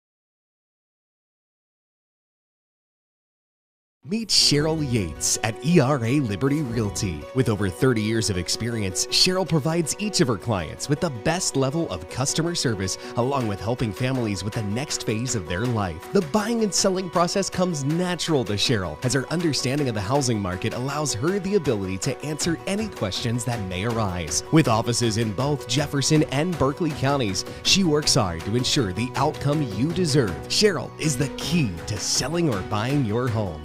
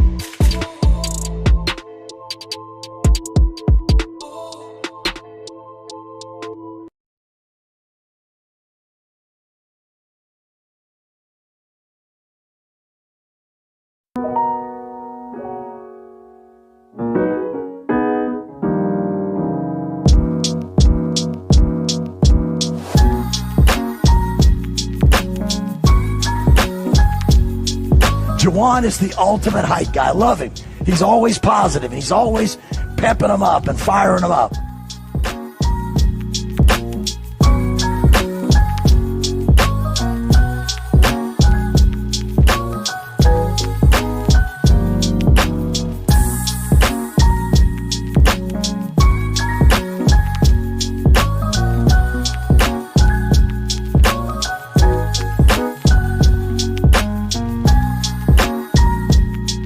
Parker, work, Parker, work, Parker, work, work, work, work, work, work, work, work, work.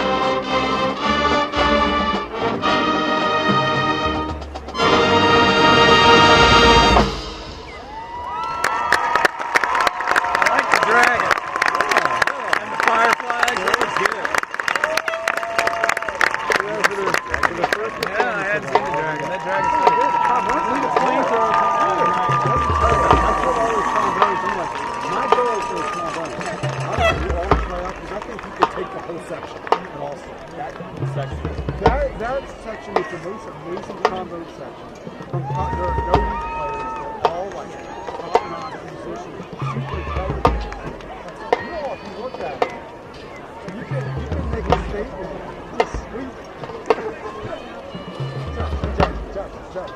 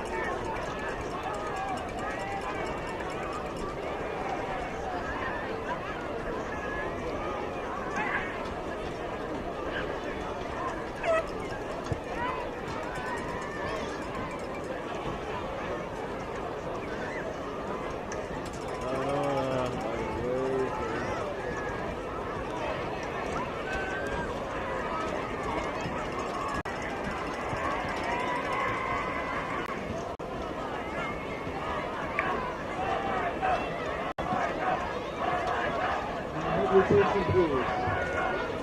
Please direct your attention to the nutrition safety that be announced for 2022 incoming course. We'll begin tonight's ceremony with our freshman couple. Brooke, Ireland. Brooke is being escorted by her boyfriend, Elijah Robinson. Brooke is involved in girls soccer and junior ROTC. Elijah Robinson. Elijah is being escorted by his girlfriend, Brooke Ireland. Elijah is from the Black Student Association.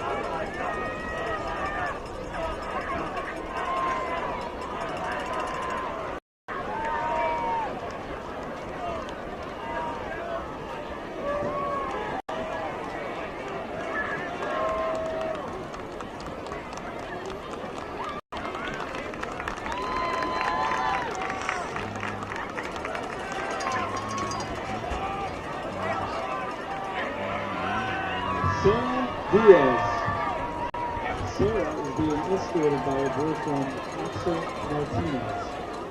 Sarah is involved in girls volleyball. Axel Martinez. Axel is being escorted by his girlfriend, Sarah Diaz. Axel is involved in football and boys basketball.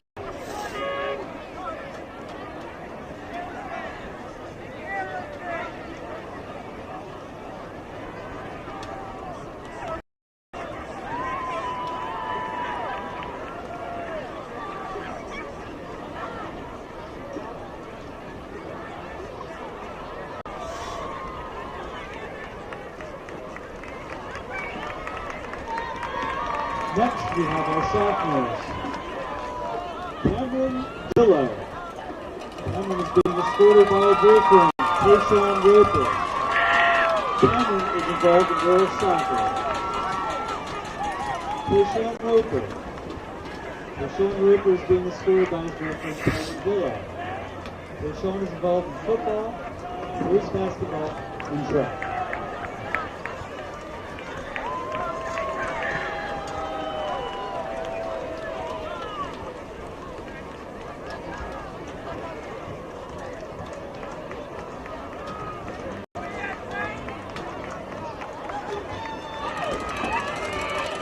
Samantha Ogden.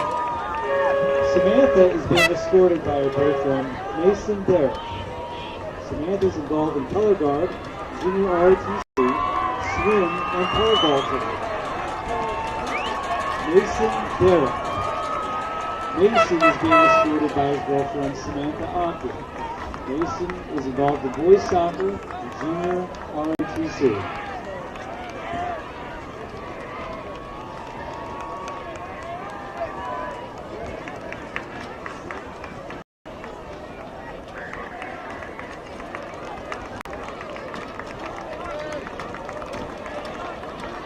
Now our juniors. Araya Maiden. Araya is being escorted by her best friend, Chloe Winbush. Araya is involved in girls track. Chloe Winbush. Chloe is being escorted by her best friend, Araya Maiden. Chloe is involved in Black Student Association.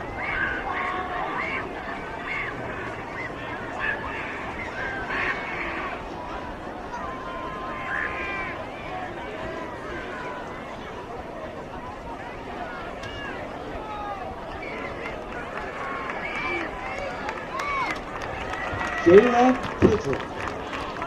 Jayla is being escorted by her boyfriend, Keyshawn Robinson. Jayla is involved in girls track. Keyshawn Robinson. Keyshawn is being escorted by his girlfriend, Jayla Kidrick. Keyshawn is involved in football and boys track.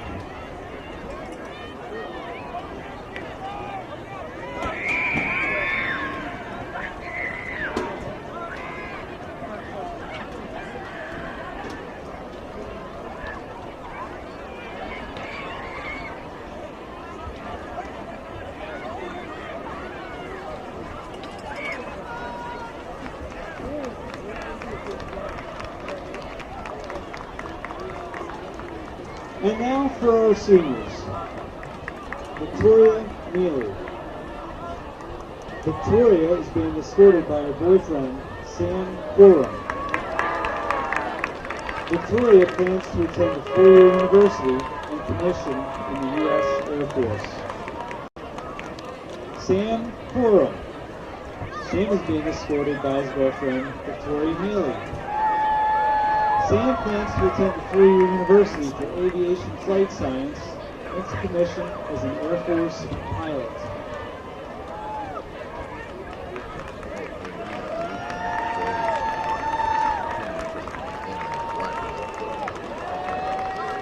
Mallory Cobbs. Mallory is being escorted by her boyfriend, Owen Serra. Mallory plans to attend a four-year university to study biology with hopes of becoming a dermatologist and opening her own practice. Owen Serra. Owen is being escorted by his girlfriend, Mallory Hobbs. Owen plans to attend West Virginia University and major in civil engineering. Oh, this? Up here? No, I can just turn this back on. Yeah, I'm here. No, don't worry about it. Right now, I'm worrying about doing something else. Anna Swisher. Anna is being escorted by her best friend, Sophie Stewart. Anna plans to major in criminology and attend law school. Sophia Stewart. Sophie is being escorted by her best friend, Anna Swisher. Anna plans to attend a four-year university and major in mathematics.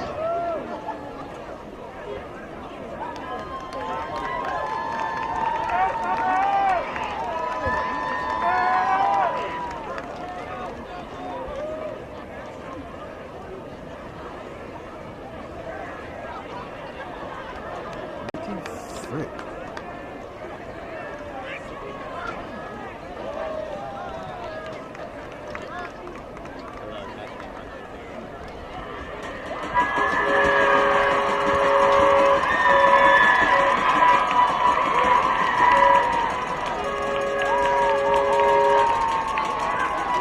Christian Gottlieb and Megan Leverman.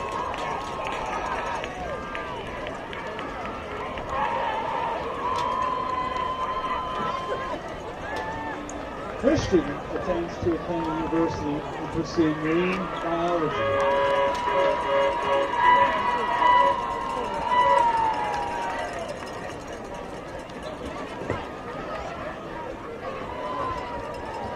Megan plans to pursue criminology at a four-year university.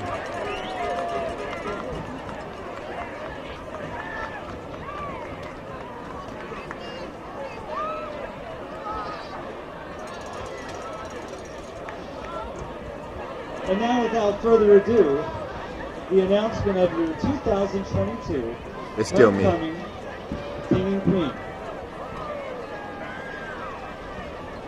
Your 2022 homecoming King and Queen are Sam Corum of Victoria, Mary.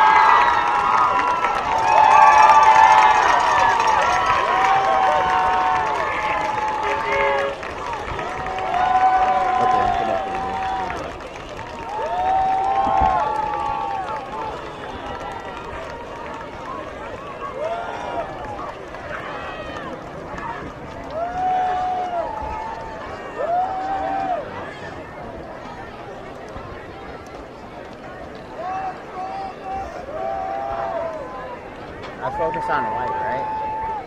Focus on white? Yes.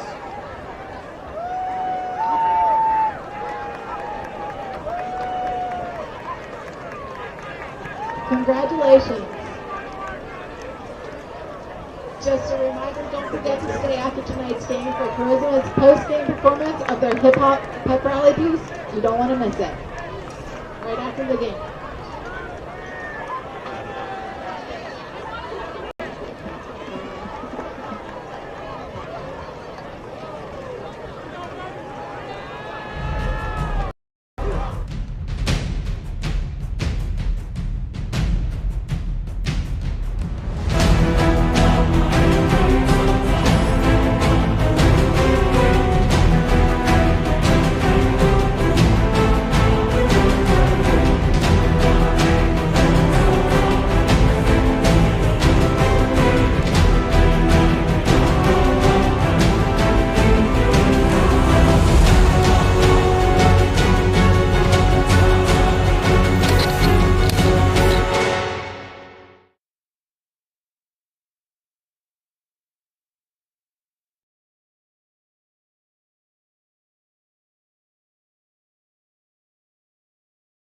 Meet Cheryl Yates at ERA Liberty Realty. With over 30 years of experience, Cheryl provides each of her clients with the best level of customer service, along with helping families with the next phase of their life. The buying and selling process comes natural to Cheryl, as her understanding of the housing market allows her the ability to answer any questions that may arise. With offices in both Jefferson and Berkeley counties, she works hard to ensure the outcome you deserve. Cheryl is the key to selling or buying. And we are your back home. at Jefferson High School. Amazing halftime. The homecoming festivities that we aired for everybody to see, so that every student, regardless if you play sports, can get their shine. And congratulations to the newly appointed king and queen of Jefferson High School. And we're back. North Hagerstown got that touchdown at the end of the half. They have the momentum right now. They will get the ball first. If you're North Hagerstown, obviously they were pretty successful with the passing game. Sammy, you sticking with the passing game? Because the quarterback seems pretty lethal. Yeah, I really like their quarterback and what he's done so far. He's throwing his out routes, putting them right where they need to be. Me too. I think if he continues to do that, they can hang in this game, definitely. Yeah, me as well. Now, I don't know if Craig has made adjustments to that, which, if you're a coach, you're probably going to, right? So we'll see how that quarterback adjusts to it. And I think some of it as well is just this is a game of adjustments. The best coach teams typically win the second half. Yeah. So it'll be 1st and 10. He's getting under center. Handoff to number 8. And this is how they started the first half. Yep. You know, getting the handoffs to their running backs. They were picking up 4 to 5 yards a pop on that first possession. And I think it created some of those chunk yards that we saw at the end of the first half. It seems like North Hagerstown is comfortable just maintaining their game plan from earlier. Being down 22 points was a 3-touchdown game. Yep. Hasn't changed what they set out to do. No, not at all. So you have 2 wide receivers to the left, pistol formation, with an H back in the backfield, another handoff, running back, and Moses Talley eats that play up. I was surprised. Is that Nolan? No, that's Isaiah DeLauder. So a great play by Moses Talley and Isaiah DeLauder, and it'll be a game. It'll be a loss of 2. So it'll be 3rd and 7, North Hagerstown. And as you were saying, like right there, that little fumble of a snap will just mess that whole play up for them. That was like previously we saw them. A little fumble of a snap and mess up the running back, and then he gets jammed out of the line, just like that. So Jefferson is actually in. They're in a 3-3. They're in a 3-3-5. Nasir Jacobs, quick pursuit, and that's not a penalty. That's definitely not a penalty. So breaking up the pass. No need of crying for a penalty on that one because it wasn't a penalty. You gotta catch the ball. And even though you're going to be short, that was a great pass. But sometimes I do realize that, like, especially kids in this generation, after they make a mistake, they look for something else to seem like they're mad about. No, catch the ball. You know, just catch the ball. Just do what you're supposed to do, and you wouldn't have anything to be upset about. That push out of bounds really was nothing. He was pushing out of bounds because he thought you caught the ball, but you didn't. He's just doing his job. He's doing his job. If you're a wide receiver, receive the ball. Yeah, catch the ball. So it'll be a 4th down and 7. Well, that was a delay right there, but luckily there was no penalty flag. The ball will be out of bounds at the 29-yard line. Flag back here. You have a penalty? Looks like it, yeah. So I wonder if it's going to be. It looked like it was either offsides or it was a. They call it offsides, but it looked like the offensive team for North Hagerstown moved too, but the ball wasn't snapped. Yeah, it was like a weird play in general. Yeah, it really was. So that gain of 5, they might send that offense back out again. Coach Hunter was pretty mad too. I think he's thinking the same thing we were. Well, yeah, because he definitely the center didn't snap the ball. Yeah, no. But the offensive team definitely. Yeah. And it won't be a 1st down, so I don't know why. Roughing the kicker? Oh wow. Yeah, I don't. Wow. Yeah, man, I don't know about that one. Good job, bro.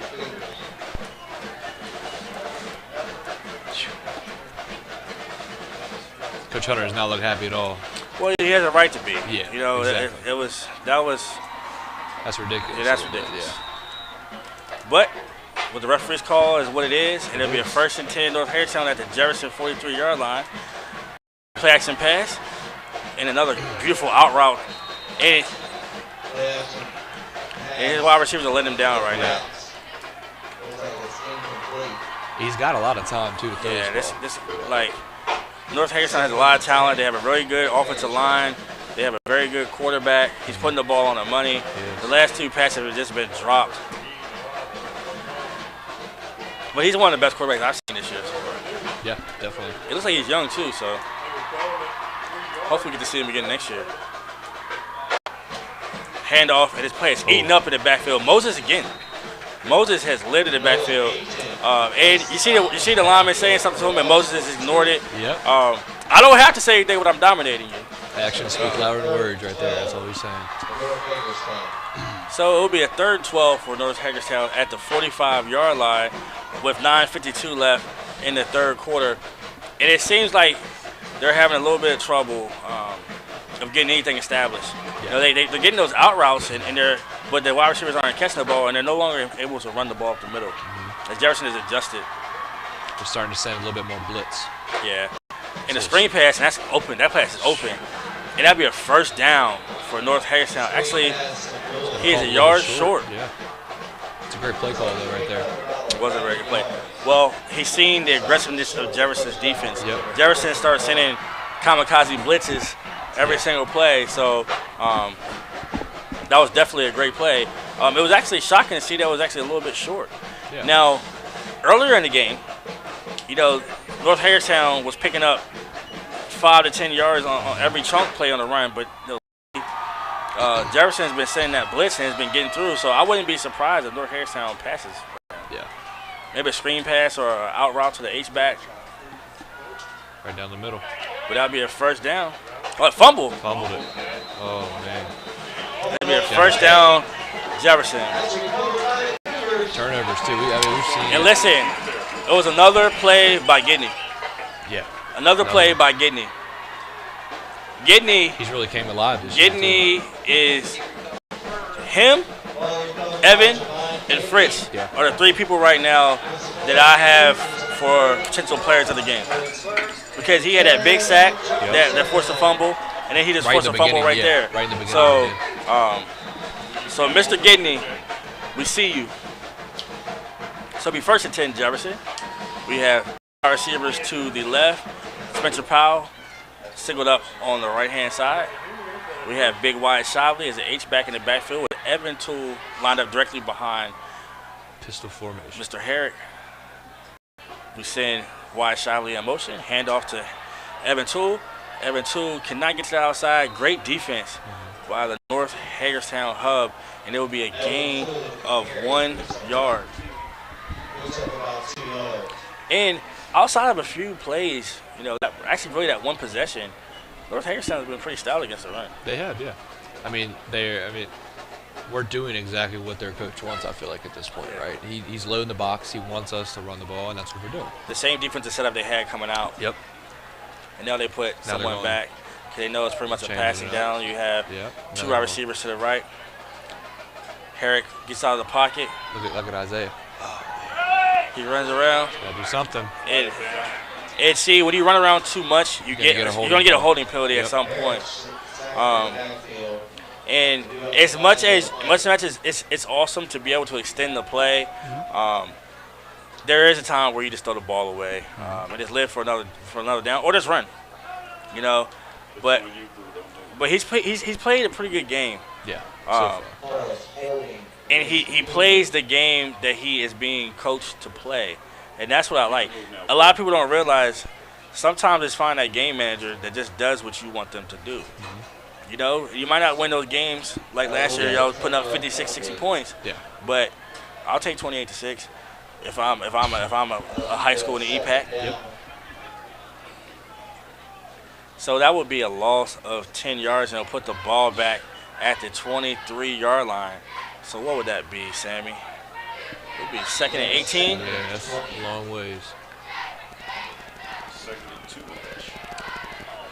So with 8:30 left in the second in the third quarter, they send a bubble screen to Spencer Powell, and he would gain at least 7 of those yards back. So I think it would be a 3rd and 12 for Jefferson. So that allows this to be more of a down and distance that's manageable. Yep.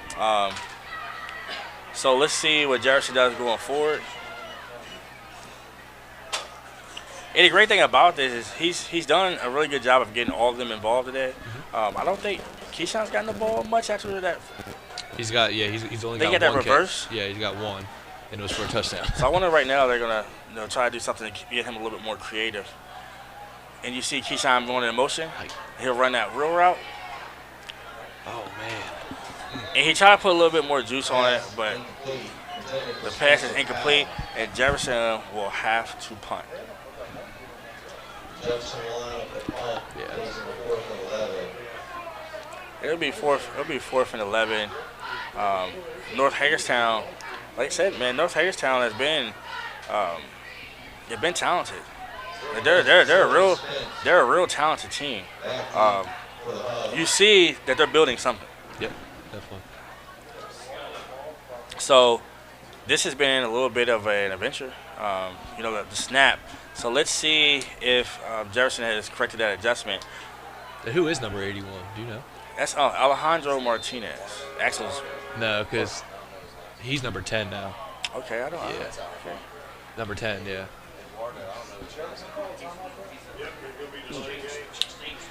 Yeah, because I was thinking about that when you said it earlier, and I was like, Alejandro. Okay, so that's not Alejandro then. No, he's number 10. Because Lee was number 10 last year. So then Alejandro was, I think, 81. Because last year he was 81, wasn't he? Mm-hmm. Yeah.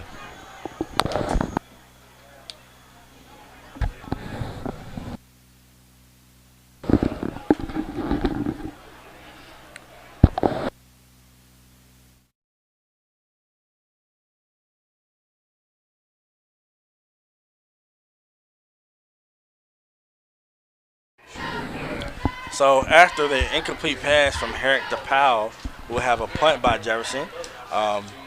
Actually, the last punt is what put the Hubs in great positions for that touchdown.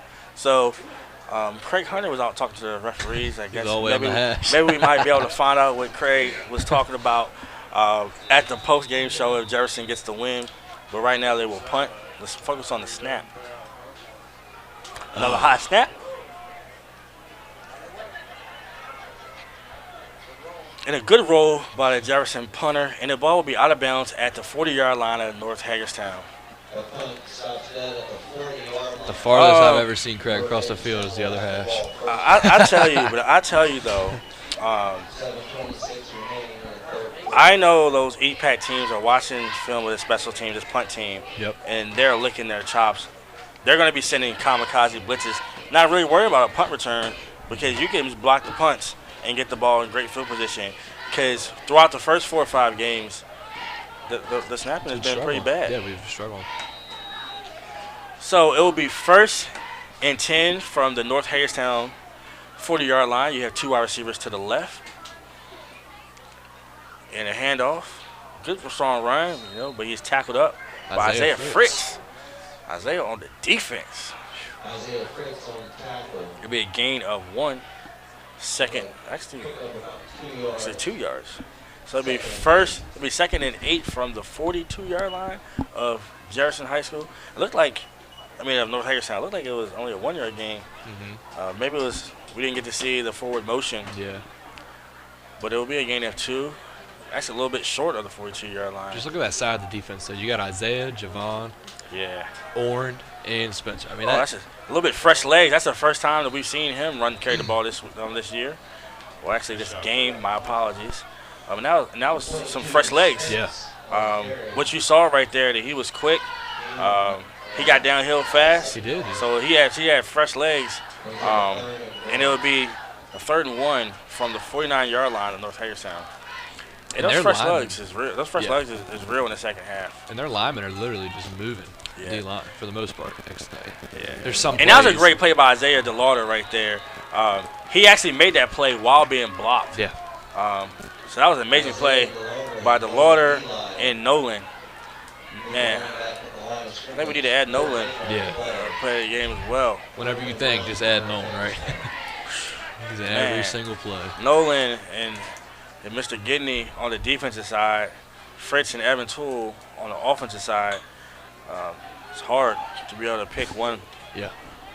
So it'll be 4th down and 1 for North Hagerstown. Let's see they try to get him off outside. They actually run the quarterback sneak, and it looks like from the spot it will be a 1st down and 10 at the 50-yard line at midfield. My apologies.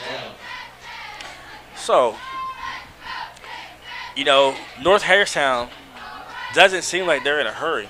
No, not at all. To be able to be more up-tempo, down 22. And this is how their second drive of the game kind of went. They slowly went down the field, right? But then they got stuck right in the red zone and couldn't make anything out of it. And the play-action pass, the outright is picked off by Dylan Herrick. And that is something similar to what we were saying about Jefferson. Eventually, you have to go down the field. Yeah. You can't continue to run out routes, slants the whole game, because then you can actually just condense the line of scrimmage and be able to stop your offense. And also, when you don't try to create explosive plays, it is hard for 14 through 18-year-old kids to not make mistakes for 15 plays. Yep. You know how hard it is. Exactly. 15 plays, we're not making mistakes because you're only getting 3-4 yards each run.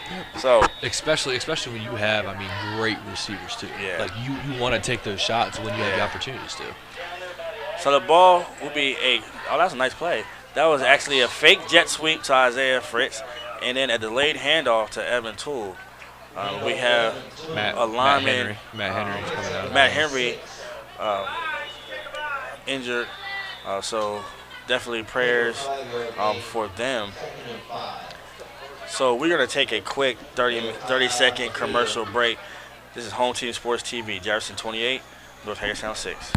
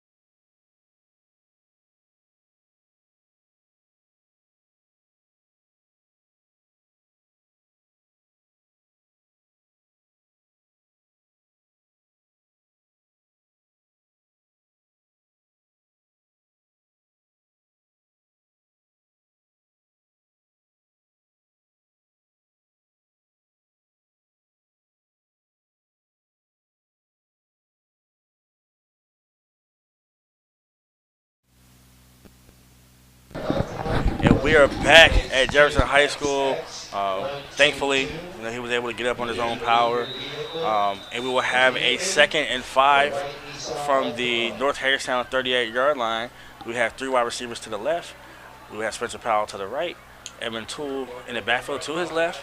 A quarterback power to Dylan Herrick. Dylan Herrick creates. And Dylan gets up the field.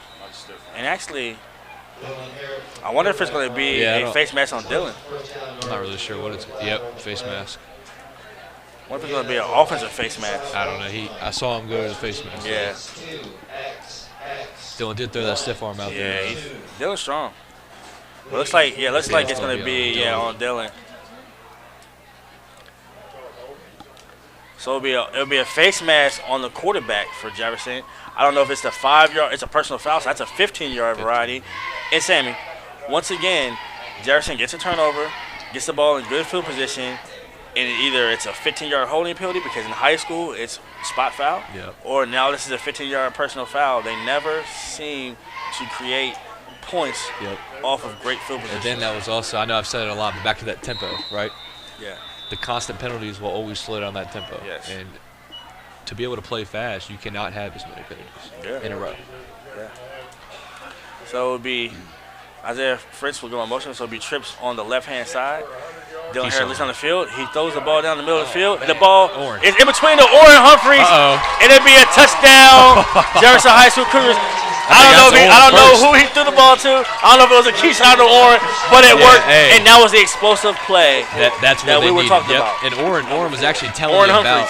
Orrin was telling me about that exact play yesterday. He was telling me, so we're going to score on this play. I'm going to get my first touchdown. There he is right there. So look at him. I mean, he called Orrin the Swami. Yeah. But it's also amazing. And Orrin, just to let you know, you can go back and get that replay on Home Team Sports TV as we broadcast it live. Yeah. Orrin needed that one, man. Yeah, he definitely did. He definitely needed that one. I'm happy for Orrin. But I think it was a blessing for Dylan as well. Yeah. To get that first deep ball, more confidence going down the middle of the field. Now, that is the toughest play for a quarterback. It's throwing the ball down the middle of the field. Because you have to eye manipulate that safety to get him off of his spot. And then to be able to see, you had two wide receivers in a very similar spot at that point. I think Keyshawn actually got rerouted into Orrin's route. Yeah, so he got rerouted. So Dylan knew he was going to Orrin there. And Dylan did a great job of looking the safety off, actually. Because if you saw, the safety did go to the right, and that's where Dylan's eyes were. So, I mean, props to Dylan on that play. I feel like he's getting a lot more comfortable, like I said, in the second half. Yes, he plays a little bit better. So, I mean, once he starts having those better first half, you're going to see a better Dylan play. Yeah, and you'll see a better Jefferson offense as well. So the score is 35-6. Jefferson High School over the North Hagerstown Hubs. And to be honest with you, the confidence that you gain from touchdown passes, your team starting to believe in you a little bit more, starting to trust in the process a little bit more. It seems like this is a team that Craig Hunter is building to get better as the season goes on. Yep. And that's patience. It is. Right? You got to have patience. North Hagerstown with the kickoff return. Oh, he busts up the middle, and he stiff arms the kicker, but the kicker tackles. But the kicker tackles him out of bounds. He tried to stiff arm him, but the kicker said he was in the gym a little bit more. Now, was that the same guy that almost returned the other one as well? Yes. The kick returner has definitely been, he's been something different. Yeah, he's been different. So right now, I would like to take the time to thank our sponsors. Today's title sponsor is Shelton Tree Services, VFW Post 3522, HD's Barbecue and Soul Food Catering, Neil Powell at Down Home Insurance, Quintez McDonald Gibson at Integrity Home Mortgage, Chris Page at Quality Lawn Care, Illinois Handyman Services, Money Mart Training, Catro Law, Cheryl Yates of ERA Realty, and our halftime show sponsor was Neil Powell at Down Home Insurance, and our post-game show and player of the game is Chris Page at Quality Lawn Care. And Sam, we talked about that post-game. I don't know if we're going to have to pick one offense, what defense. Two defense. Man, I don't really know. I mean, Nolan and Gidney have had an amazing game on defense. They have. Tool and Fritz. And right now, I think I'm going to give it to Gidney. I would give it to Gidney right now, too. Him or Nolan? Yeah, him or Nolan. Because Nolan is the consistent contributor. He is. So every single game you watch Nolan, he's the best defensive player on the field. Yeah. So it'll be second. Is it third? No, it's second down. So actually it'd be a 3rd and 7. The guy had 4th down on there earlier. Oh, okay. So he kind of threw me off a little bit. Gotcha. So actually it'd be 3rd and 7 with 2 minutes and 55 seconds left in the third quarter. You see 2 wide receivers to the left. Yes, this quarter has definitely been quick. Get that running back again. And see, they keep running the same pass concepts. I like how Moses was there that time too. Yeah. It's starting to just say that, hey, we're going to take away this running back and see what you can do without him. Yeah, I mean, honestly, right now you just would like to see a little bit more of offensive creativity. You're down by 29 points. You have to create some explosive plays. You don't have the time warranted to you to be able to just do this dunk, what do they call it? Dink and dunk. Dunk pass. Yeah, these little dunk passes. So check route. It'll be 4th and 7. We'll take a shot Short right drop. here. He drives it back. That's a great pass. If he give yourself to that, dive for that, give yourself for that ball. Because I tell you what, man, this quarterback is playing at a level. He's good. Higher. Yeah. Maybe than what the effort he's giving is a little bit higher than what he's getting back. Yeah, he's a great quarterback. Yeah, because that pass right there, you just dive for that. That's a touchdown. So let me ask you a question. Are you not diving for that because you want a touchdown? Yep. So that's selfish. Yep. Because you dive for that, you get a first down at the 15-yard line, and set your team up for a potential score. Yep. You want to keep running. You don't want to give yourself up because you want that touchdown, and then you see what happens. So please, next time, dive for the ball. Me, you know what I'm saying? Me before we don't work. So it'll be a first down, and Tayshawn Roper is smacked in the backfield. And it'll be a 2nd and 11.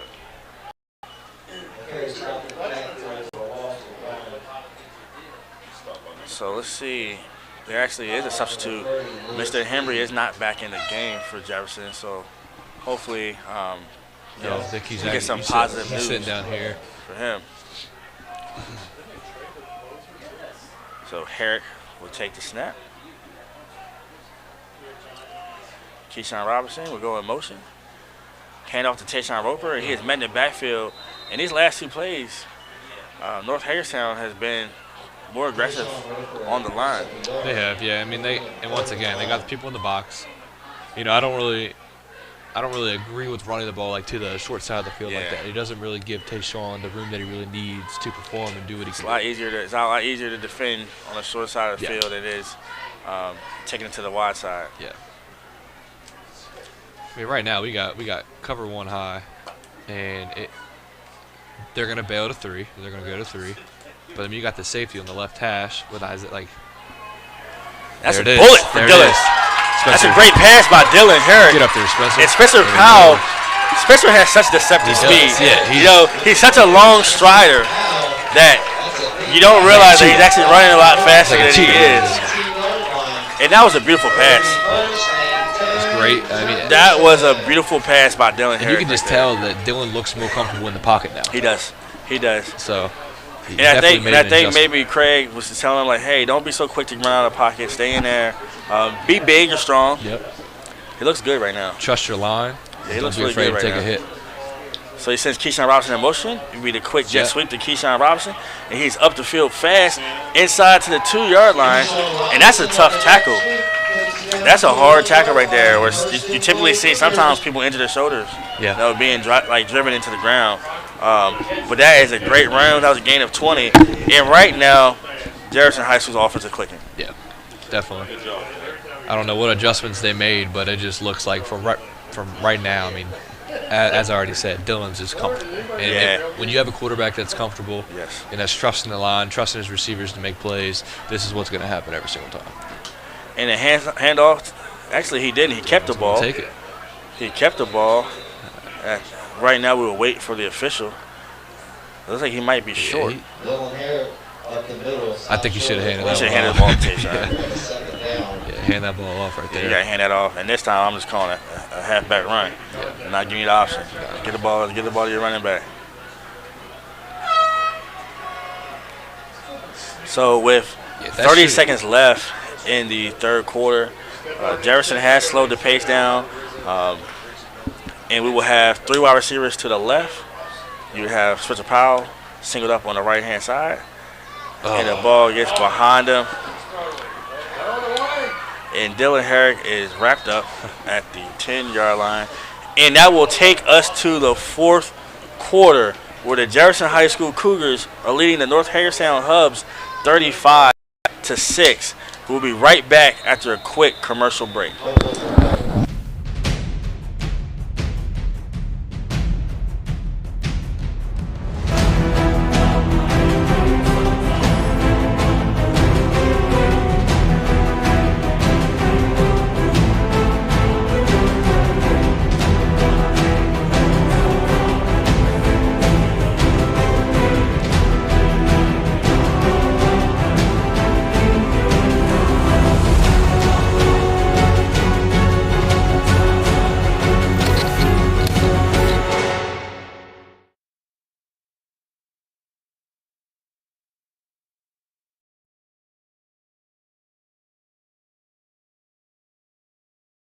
Meet Cheryl Yates at ERA Liberty Realty. With over 30 years of experience, Cheryl provides each of her clients with the best level of customer service, along with helping families with the next phase of their life. The buying and selling process comes natural to Cheryl, as her understanding of the housing market allows her the ability to answer any questions that may arise. With offices in both Jefferson and Berkeley counties, she works hard to ensure the outcome you deserve. Cheryl is the key to selling or buying your home.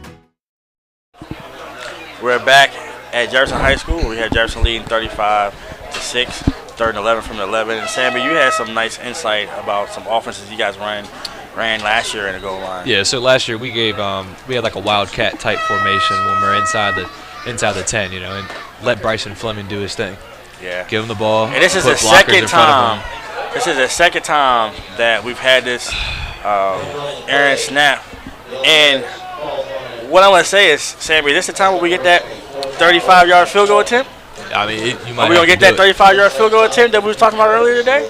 I think we are. Give Jonathan I think we're going to give Jonathan Pineros a shot at making this 35-yard field goal. The freshman. He got the leg. He definitely does. He definitely can kick it.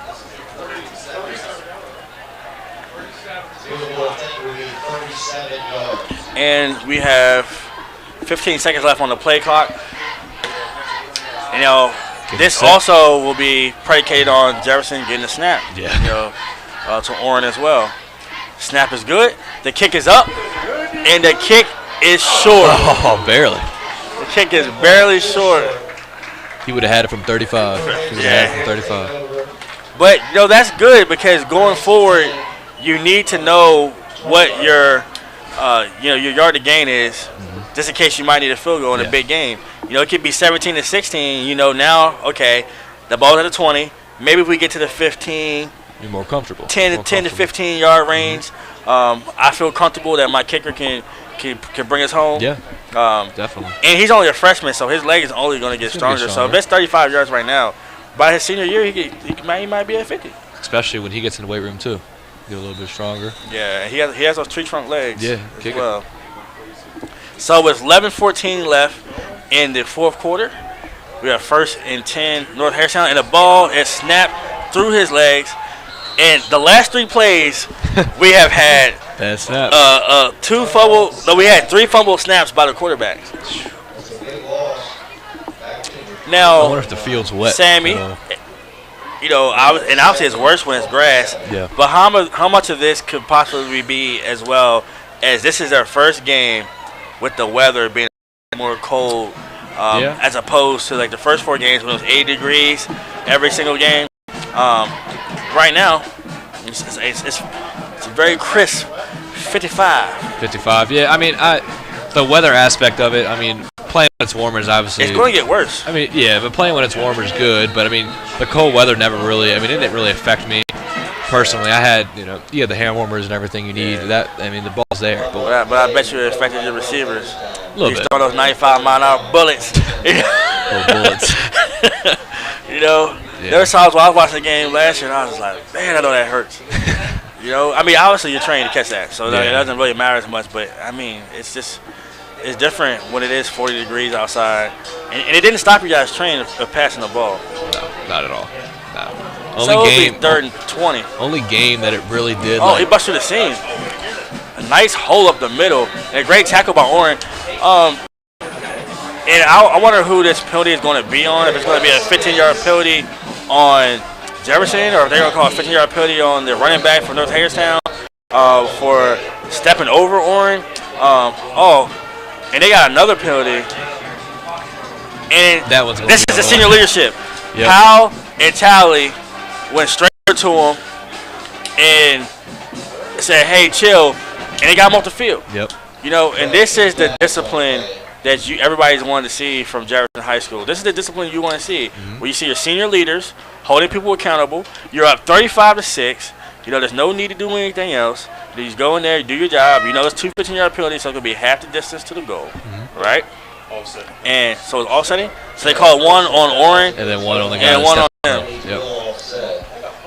So that's just what I was saying, and it's crazy. I just heard there's 169 yards of penalties. Yeah, that's intense. That's crazy. Yeah. I wonder how much has been on us though. That's the Dallas Cowboys. Nobody likes Cowboys. Nobody likes Jerry. They're fighting Jerry Joneses.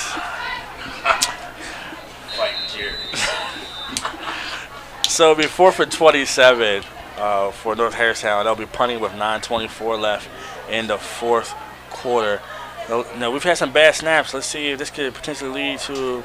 And once again, you know, it would seem like it was false start. We've seen a little bit more movement before the ball was snapped. Yeah, I saw that again. Yeah. So it's no flag this time, though. No flag. Yeah, it's definitely been a little bit shocking that that hasn't been called. But you know, we don't make the rules. The referee makes the rules, and they are definitely more trained than what we are. So we. You know, with the calls they have, because that's what they are paid to do. So, right now, you would, you know, a gambling man would say this is Evan Toole's possession. Curious what they're going to do here. Throw a little swing pass. So swing to him. Swing pass to Evan Toole. Yeah, get up the field, and it'll be. Look at that. Look how he finished that run. Hard finish. Yeah, he finishes every run. I feel like every time he had the ball last year, he always fell forward. and that's what you like about Evan. Yeah, I don't know how old my viewers are, but it kind of reminds me a little bit of Stephen Davis. Remember Stephen Davis? That was my favorite running back for the Redskins. Him and Terry Allen. Man, Stephen Davis. When Brad Johnson in 1999, I remember, brother, don't lie when I put you out here. We almost busted out crying when we couldn't get that field goal off against the Tampa Bay Buccaneers and we lost 9-7 in the playoffs. Man, that was a hurt piece. I remember, and I wonder, go to my parents' house and see if it's still in there. I remember having a little paper clip, and I put "I hate the Turks." I wrote "I hate the Turks" on the windowsill. I was so mad, man, heartbroken. Cause I think that was the year. I think that was the year that the Rams ended up winning the Super Bowl. But the Buccaneers and the Rams played like a great NFC championship, and we almost beat the Buccaneers. That was the closest that we've gotten to a Super Bowl in 30 years. Yeah, it's not on the same page. Since 1991, man. That's the closest we got. Total defense. Because ever since then, we lost to the Seahawks in the first round, pretty much, faithfully. We came close when we had RG. Yeah. And that was a game that Trent Williams and Richard Sherman got in. So it'll be a first and so is it first down? No, the sticks have been a little bit. Yeah, there we go. Yeah. Been a little bit off.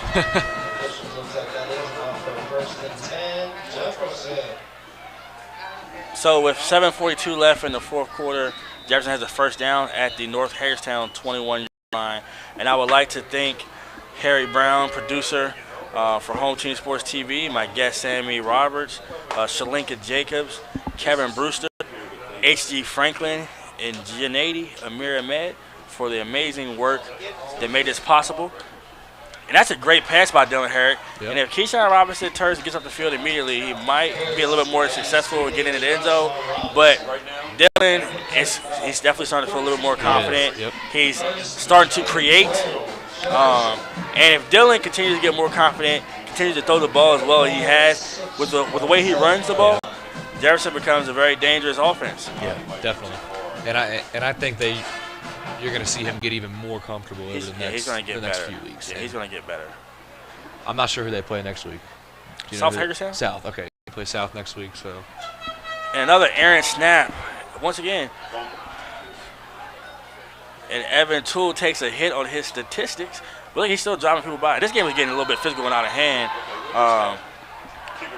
And this is one of those things right now where you just have to hope that each coach calls a timeout and starts to kind of get this game back under control. Because this game is getting a little bit out of hand. This is when you need those leaders that you were talking about to really get in there and stop it. And I'm beating you 35-6. I don't need to do much.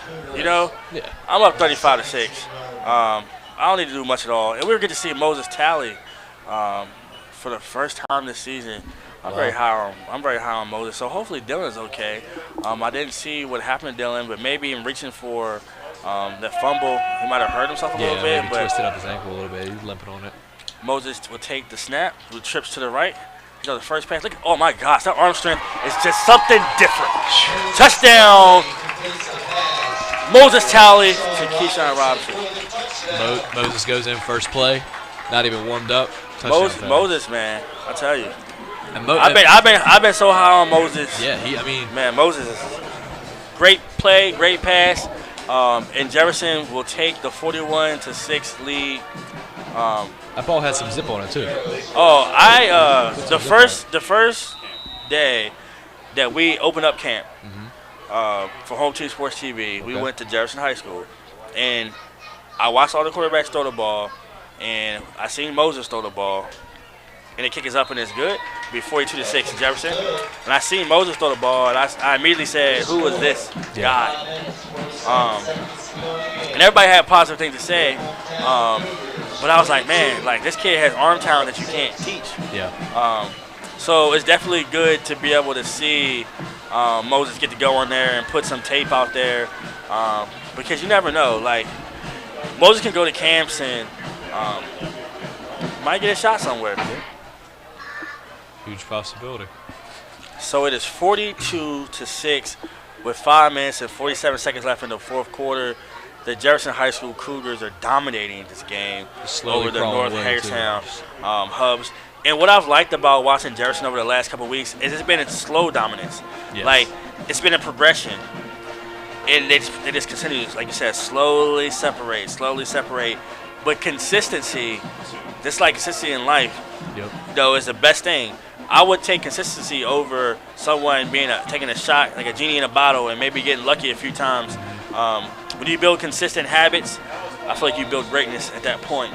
And Jefferson right now is improving, and they are. That's a testament to Craig Hunter and his staff. So the ball will be kicked off. North Hagerstown, the return up the middle, and the ball carrier is tackled at the 27-yard line, and that time is Alejandro. Yeah. Got those numbers confused a little bit. Yeah, I was remembering Alejandro from his number last season. Yeah. But this season he is not 81. Have we figured out who 81 is? All I've been able to find out is his name is Eduardo. But he's done a great job kicking, and I wonder if he's practiced field goals as well, or if he's just you don't need kickoff to. You got the good Jonathan kicking. Yeah. and with Jonathan, that he is your kicker for the next 4 years. Yeah. And that's a beautiful thing. So North Hagerstown will have 2 wide receivers to the right and 2 running backs in the backfield. Looks like I think it's Jackson Rockwell in. Number free 14. Safety. Yeah, free safety. Number 14. And Jackson has looked really well. Looked really good at quarterback. He has. For the freshman team. I'm actually excited to see what he can do next year too. Yeah. And even at this point in the season, you don't even know. Maybe give him a shot this year just to put him in there and see what he can do. Yeah, and you never know, especially if if your other quarterbacks are seniors. Yeah. If you're getting into mop-up duty and stuff like that, it's always good to get. You know what I'm saying? Just to see what the younger guys can do. At this point in the game. Yep. And I'm glad he's in a defense right now because, he needs to sit back here and really learn this. Well, because the thing about it is you have to also realize that your starting quarterback is a sophomore. Yep. So, potentially, if Dylan continues to play the way that he's playing, you just have to get on the field by any means necessary. Yeah, and then, he obviously had a second option, like, next year if he weren't to get that job, that he could just play defense. Because, he's such an athlete that he's able to do that. He is. Yeah. He is. And plus, like I said, he's tall, too. Yeah, so you never know what he could end up being. So it is 3rd and 8 from the 29-yard line. Slinker Jacobs on the A-10, producing for Home Team Sports TV. Screen. And that's a screen pass. And good blocking by the North Hagerstown Hubs. And, right there, you would like to see that linebacker be able to get off that block and make some plays. And unfortunately, at that point in time, it did not happen. But that's the next level. You have to be able to get off that block, and be able to even take that blocker out. Yeah. So that he can't keep running down the field and blocking other people. So with 2 minutes and 53 seconds left, Jefferson 42, North Hagerstown 6. You have 2 wide receivers to the right. You have a fullback to the left, to the right, and handoff to the inside. There's that low snap again, It's just both teams. It's definitely been some low snaps, errant snaps, left to the right. Yeah. Like I said, I don't want to make excuses. I don't know if it's been based off of the cold being able to impact, maybe not feeling his fingertips or what. But it seems like that didn't happen in the first half. I don't remember so many errant snaps in the first half. It could be a little bit moist too on the turf. Yeah. From just to do whatever. So your junior year, Sam, you actually played on the grass. It was a big difference from your junior year to your senior year, being able to play on the turf. Yeah, and utilize your speed, right? Yeah, we were very blessed to have the turf my senior year. It actually got finished I think it was 4 hours before the game. Yeah. I mean they finished it, got all the equipment off, and we were all super excited about it. And big ups to Jefferson County for passing that bond. Definitely. That allowed Jefferson to get the football field, and Wildwood got a football field. And I know I think Ranson's going to get a new elementary school. Jefferson School's going to get a new elementary school. So definitely thank you to the voters that were able to get that bond to create better facilities for the children in Jefferson County. So it will be 3rd and 7 with 1 minute and 18 seconds left at the North Hagerstown 45-yard line. The play action pass. Nasir Jacob with the pressure. And a low pass. It will be 4th down and 7. And if we get the stop, we get what we call a victory formation. Yes. That is actually one of the most exciting plays for a quarterback. To know they gone through the week, they were successful. We get into victory formation. I get to take a knee. That's why. Get to dap up my homies. That's why I had negative yards last year. Having snaps I had to take. That's why you had negative yards. Yeah, I was gonna say, Sarah, don't try that. You a pocket passer. No, listen, I didn't go anywhere, but that's why I have my negative yards. You win 10 games, you take a lot of knees. I ain't mad at you, Sammy. So those 4th and 7 is North Hagerstown will take. It'll be another out route. And he is met by Keyshawn, and he ran out of bounds. Yeah, he's trying to stop that clock. He wants to. And that would be 1st down, Jefferson. And this is a running clock, so the game will end. So from Jefferson High School, we have the Jefferson High School Cougars 42, the North Hagerstown Hubs 6. And Jefferson will get the homecoming win, 42-6 over North Hagerstown. We will take a quick commercial break. We will come back with the player of the game. We'll have the winning coach. So Jefferson for successful homecoming. Awesome. For you guys this weekend, please be safe. Please be responsible. Yes. Parents, please be alert. Let's make sure that all these babies get home safely. Definitely. God bless you guys, and thank you for being part of this broadcast. And Sammy, it was a pleasure. how was your first one? How was your first broadcast? It was very nice. We're well. Yeah, We're gonna see you again. Yeah, it's awesome. We're gonna see you again. And hopefully there'll be more games that we can broadcast and we can broadcast together. That means I think there's 2 Jefferson home games left. I know we have Washington High School. We have some games with Musselman High School. Hopefully we can have some playoff games. Yeah, definitely. And but maybe at that point in time, Sammy might be in the playoffs. So yeah, he might not be available. No, we'll see. Yeah. But we'll go I to have redshirting this year though, so I got So maybe we might be blessed with your presence. Yeah, maybe. So we will go to a quick commercial break. Home Team Sports TV, live from Jefferson High School.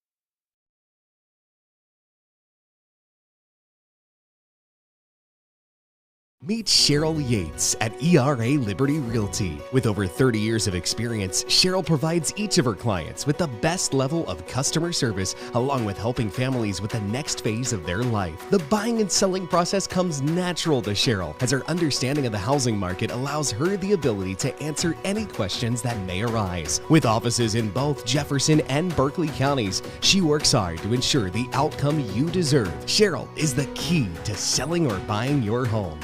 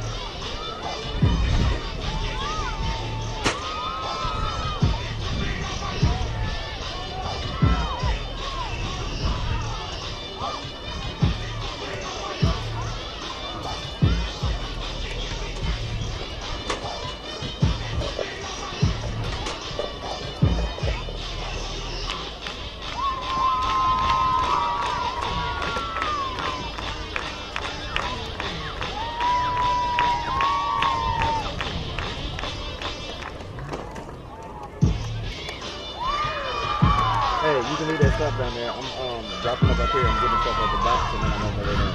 All right, that's good. Bye.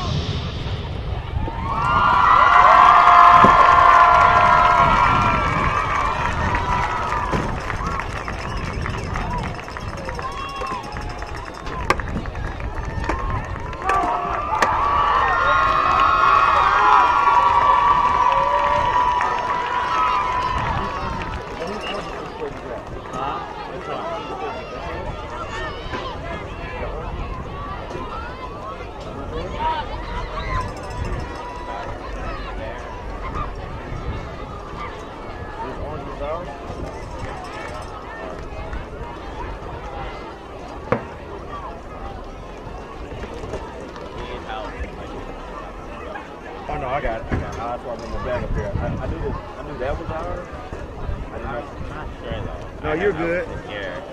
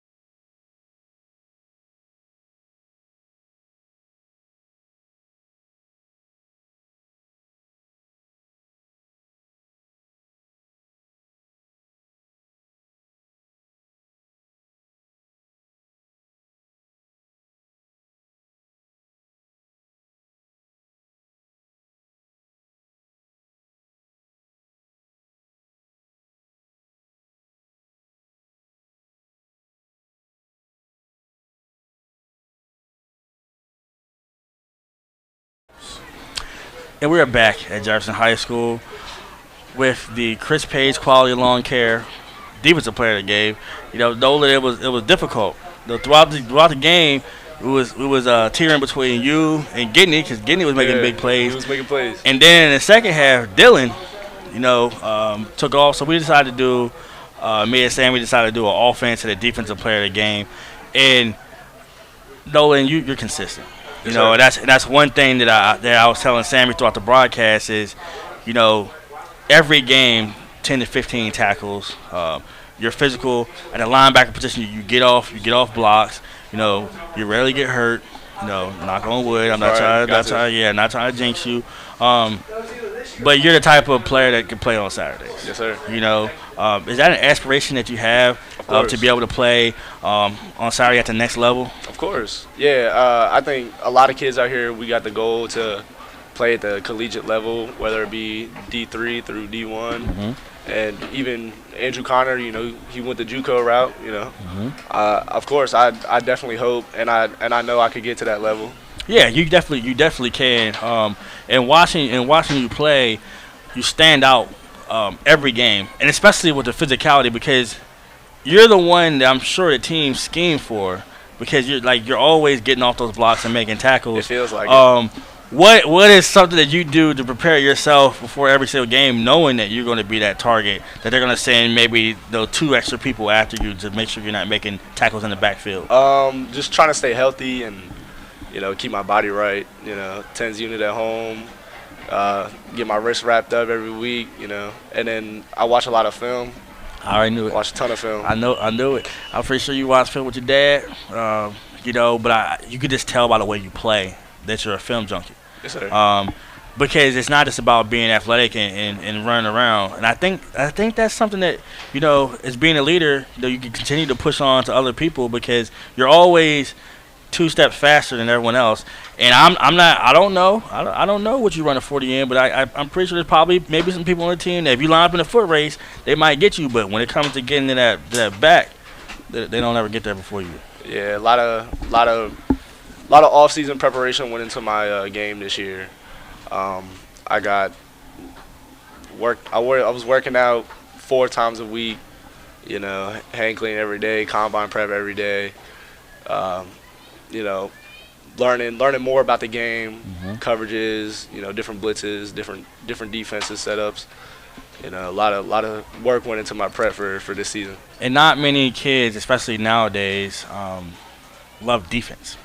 The running back get all the glory, the quarterback get all the glory. But do you see yourself wanting to play college as a middle linebacker? That's what you want to play? Of course, middle, outside, whatever it is, I'll take my chance at it. Put my best foot forward. Who's your favorite linebacker in the pros? I don't know. I mean, I watch a good bit of the Raiders, but I don't watch too much other than the Raiders. So you have a linebacker that you pride I got yourself an all after? favorite. I got an all-time favorite. Who's your all-time favorite? I like Ray Lewis. I like Ray Lewis. No, everybody like Ray Lewis. Yeah, he's a stud. So. Do you try to pattern your game, like take some things from him, or do you just really say, he's different than me? The intensity. I like his mental aspect was crazy. Yeah, he's on point. Huge part of his game. Intensity, just knowing the offense. I try to take a page out of that book. Yeah. So Nolan, definitely, I was happy that today, we were able to get you as the Chris Page Quality Lawn Care Defensive Player of the Game. Man, grateful, man. Yes, we're going to make sure you check out Home Team Sports TV. We'll make a post about you. The game will be online. But we'll make sure that, everybody knows who Nolan Meline is. Yes, sir. All right. Hey, I got one more thing. It's Me Lime. Me Lime? Me Lime. Me Lime? It's a B at the end of it. Okay. Me Lime. Yeah. All right, I got you, boss. I got yes, you. Sir. I got you, man. Yes, sir. Pleasure, man. Pleasure, man. Thank you. Thanks for having me, man. Always, man. Always. And we will now be joined by the offensive player of the game and the sophomore quarterback, Dylan Herrick. Dylan, today was the game that I finally got to see the real you. I seen the real Dylan today. He tell you was comfortable. He was running around making great throws. And I know that's the Dylan that you are. I know your brother was a great quarterback. He's a stud free safety. Yes, sir. Your family got one of the quarter families, in Jefferson County. And I know tonight felt really good to finally put that out there. The game slowed down for you, and Indy started to be who we always knew you were. At what point in today's game did it finally click to you saying, all right, you know what, I'm ready now, I'm here? I think it was about I came into this game really comfortable and really confident with myself, but it's always you walk out on the field, you get a little nerves shaking. Yeah, for sure. So I was a little nervous about the first possession, but once we got that stop on the first possession and I got back out on the field, I felt very comfortable. Yeah, and the second half is when it really I was like, okay, he's here. The passes, before, in the first half it was kind of pressure came, you really you hurried up and got out of the pocket, whereas in the second half, you were standing strong, standing big, you know, looking down the field, and you made some explosive plays. Was those plays what you were really looking for to add now? Because you guys, you can have a great running game with you because you're a good running quarterback. You're physical. Obviously, you have Evan and Tayshawn. Your lines is blocking well. adding those explosive plays through the line, is that something that you set forth, yourself, along with your coach, to be able to make that jump going into the next week? I mean, I would always try to find the open receiver before I take off. But, I mean, it's a 1, 2, 3 count. I'll hitch, and if I don't see nobody and I got pressure in my face, you just got to run. But you simplified it. That's pretty much simplification right there, where you're saying, like, hey, I'm not going to overthink it. I'm not going to sit back here and take bad sacks and make bad plays. But, you simplified it, and that's something that, honestly, Dylan, the way you played in the second half is what's going to make you guys dangerous, like going forward, because we seen that you guys can have those methodical drives where you guys can punch people in the mouth and be physical, but to be able to get the ball down the field to those explosive athletes, Isaiah Fritz, Keyshawn, you got the ball down to Spencer a few times, that really took it to the next level. What is something you're looking forward to going into next week? Going into next week, I mean, I'm looking forward to practice. I love going to practice with the team. I mean, our team, I think we are really gluing together right now. Like, everybody's coming to practice in a good mood, ready to put in the work. I still think I need to talk to my line a little bit more. I'm trying to get there, but I need to step up. You're young. I need to step up and get there, with my center especially. Me and him, we don't have miscommunication, but it just sometimes the little stuff is off. But the good thing about it is you were self-aware of that. And that's just a great thing. So Dylan, definitely, man, congratulations. That was a big win. Thank you. Chris Pay's quality lawn care player of the game, man. Thank God you. bless you, man. Means You have a a good lot. night. Hey, homecoming, be safe. Yes, sir. Of be course. responsible. Of course. All right. And we will now be joined for the second week in a row with Craig Hunter, and even as we are up in the booth, Craig Hunter is still coaching. He is still coaching right now, 25 minutes after the game. Craig, that was a great performance, and I was saying in the second, that was the explosive team that obviously you were physical, you ran the ball well, and you got those chunk plays. What was that something that you guys set forth in the second half to go out there and try to get some of those explosive plays? Before the game started, we had a little conversation about we're going to try to take what the defense gives us. Yes. They were giving us a mixture of a lot of man coverage out of certain sets we were doing, so we just thought we had an advantage there with our speed, with man coverage, that we could just take advantage of it. We were able to do that in the second half once we saw it, went inside and made some adjustments to it. And I seen, like, when they first came out, they really was stacking the box. They had eight defenders close to the box, and obviously that was some film study thinking that you guys were going to dink and dunk and run the ball. And I was talking to Sammy, and I said, I'm waiting for those explosive plays, but I then began to realize as well, if you make those adjustments too early, they go into halftime and they can adjust off of your adjustment. Was that something that you seen and you knew you can exploit, but you really wanted to wait to the second half that they wouldn't be able to go in and make those adjustments to some of the new play calls that you might have? I don't think we were waiting to the second half to make those adjustments. I think we were just able to get everybody together to be able to talk about the adjustments we were trying to make at that point in time. Once we were able to get everybody together inside of halftime, discuss everything, talk about everything, then we could see the exact plays that we can get out of what formation we want to run them out of. And I think that's what happened. I think they stacked the box, just trying to put pressure on us, thinking that if we put pressure on us, we wouldn't be able to get rid of the ball quick enough, or see plays quick enough to try to get the ball downfield. So I think that's what they attempted to do. A couple of times they were able to get to us, but after a while we were able to get outside or get rid of the ball in time to hit some big plays. Whether we hit that the screen, I think that Keyshawn scored on, or just hitting plays, because like you said, you hit those guys short. They're explosive. They can make plays. And Dylan showed a lot of maturity today. Because there were some times that you guys did get behind the sticks, get a penalty, put you behind and down in distance. But, he didn't try to do too much. Is that something that you guys talk about every week, especially him being a young quarterback, is not trying to do too much? Like you guys have played over the last couple of weeks, and yes, you may have had minimal turnovers, but it's definitely a lot more mistake-free football as opposed to the first couple of weeks of the season. I mean, we talk every day in practice. If there's a bad series, we talk when he comes off the field. I ask him what he sees or what happened. So I mean, we're in constant communication when he goes on and off the field. So I think he's getting better. Again, like I think I don't know. When I get inside, we'll discuss more about whether it was the moisture out there tonight. But some of the mistakes we made. We just can't drop the ball down there in the red zone at all. I mean, even if it's a bad snap, we got to make sure we're moving to the ball and make sure we can secure that snap. But he's doing a great job. He looked good. We made the decision to go with him and the pour into him, and make sure he's right. He sees the field. I heard him talking a little bit. I think he's just got to make sure sometimes he trusts the O-line a little bit more, and not ready to take off. But heck, I don't even think he's taking off because he's got his eyes down the field. We're screaming on the sideline for him to go, and he's still sitting back there looking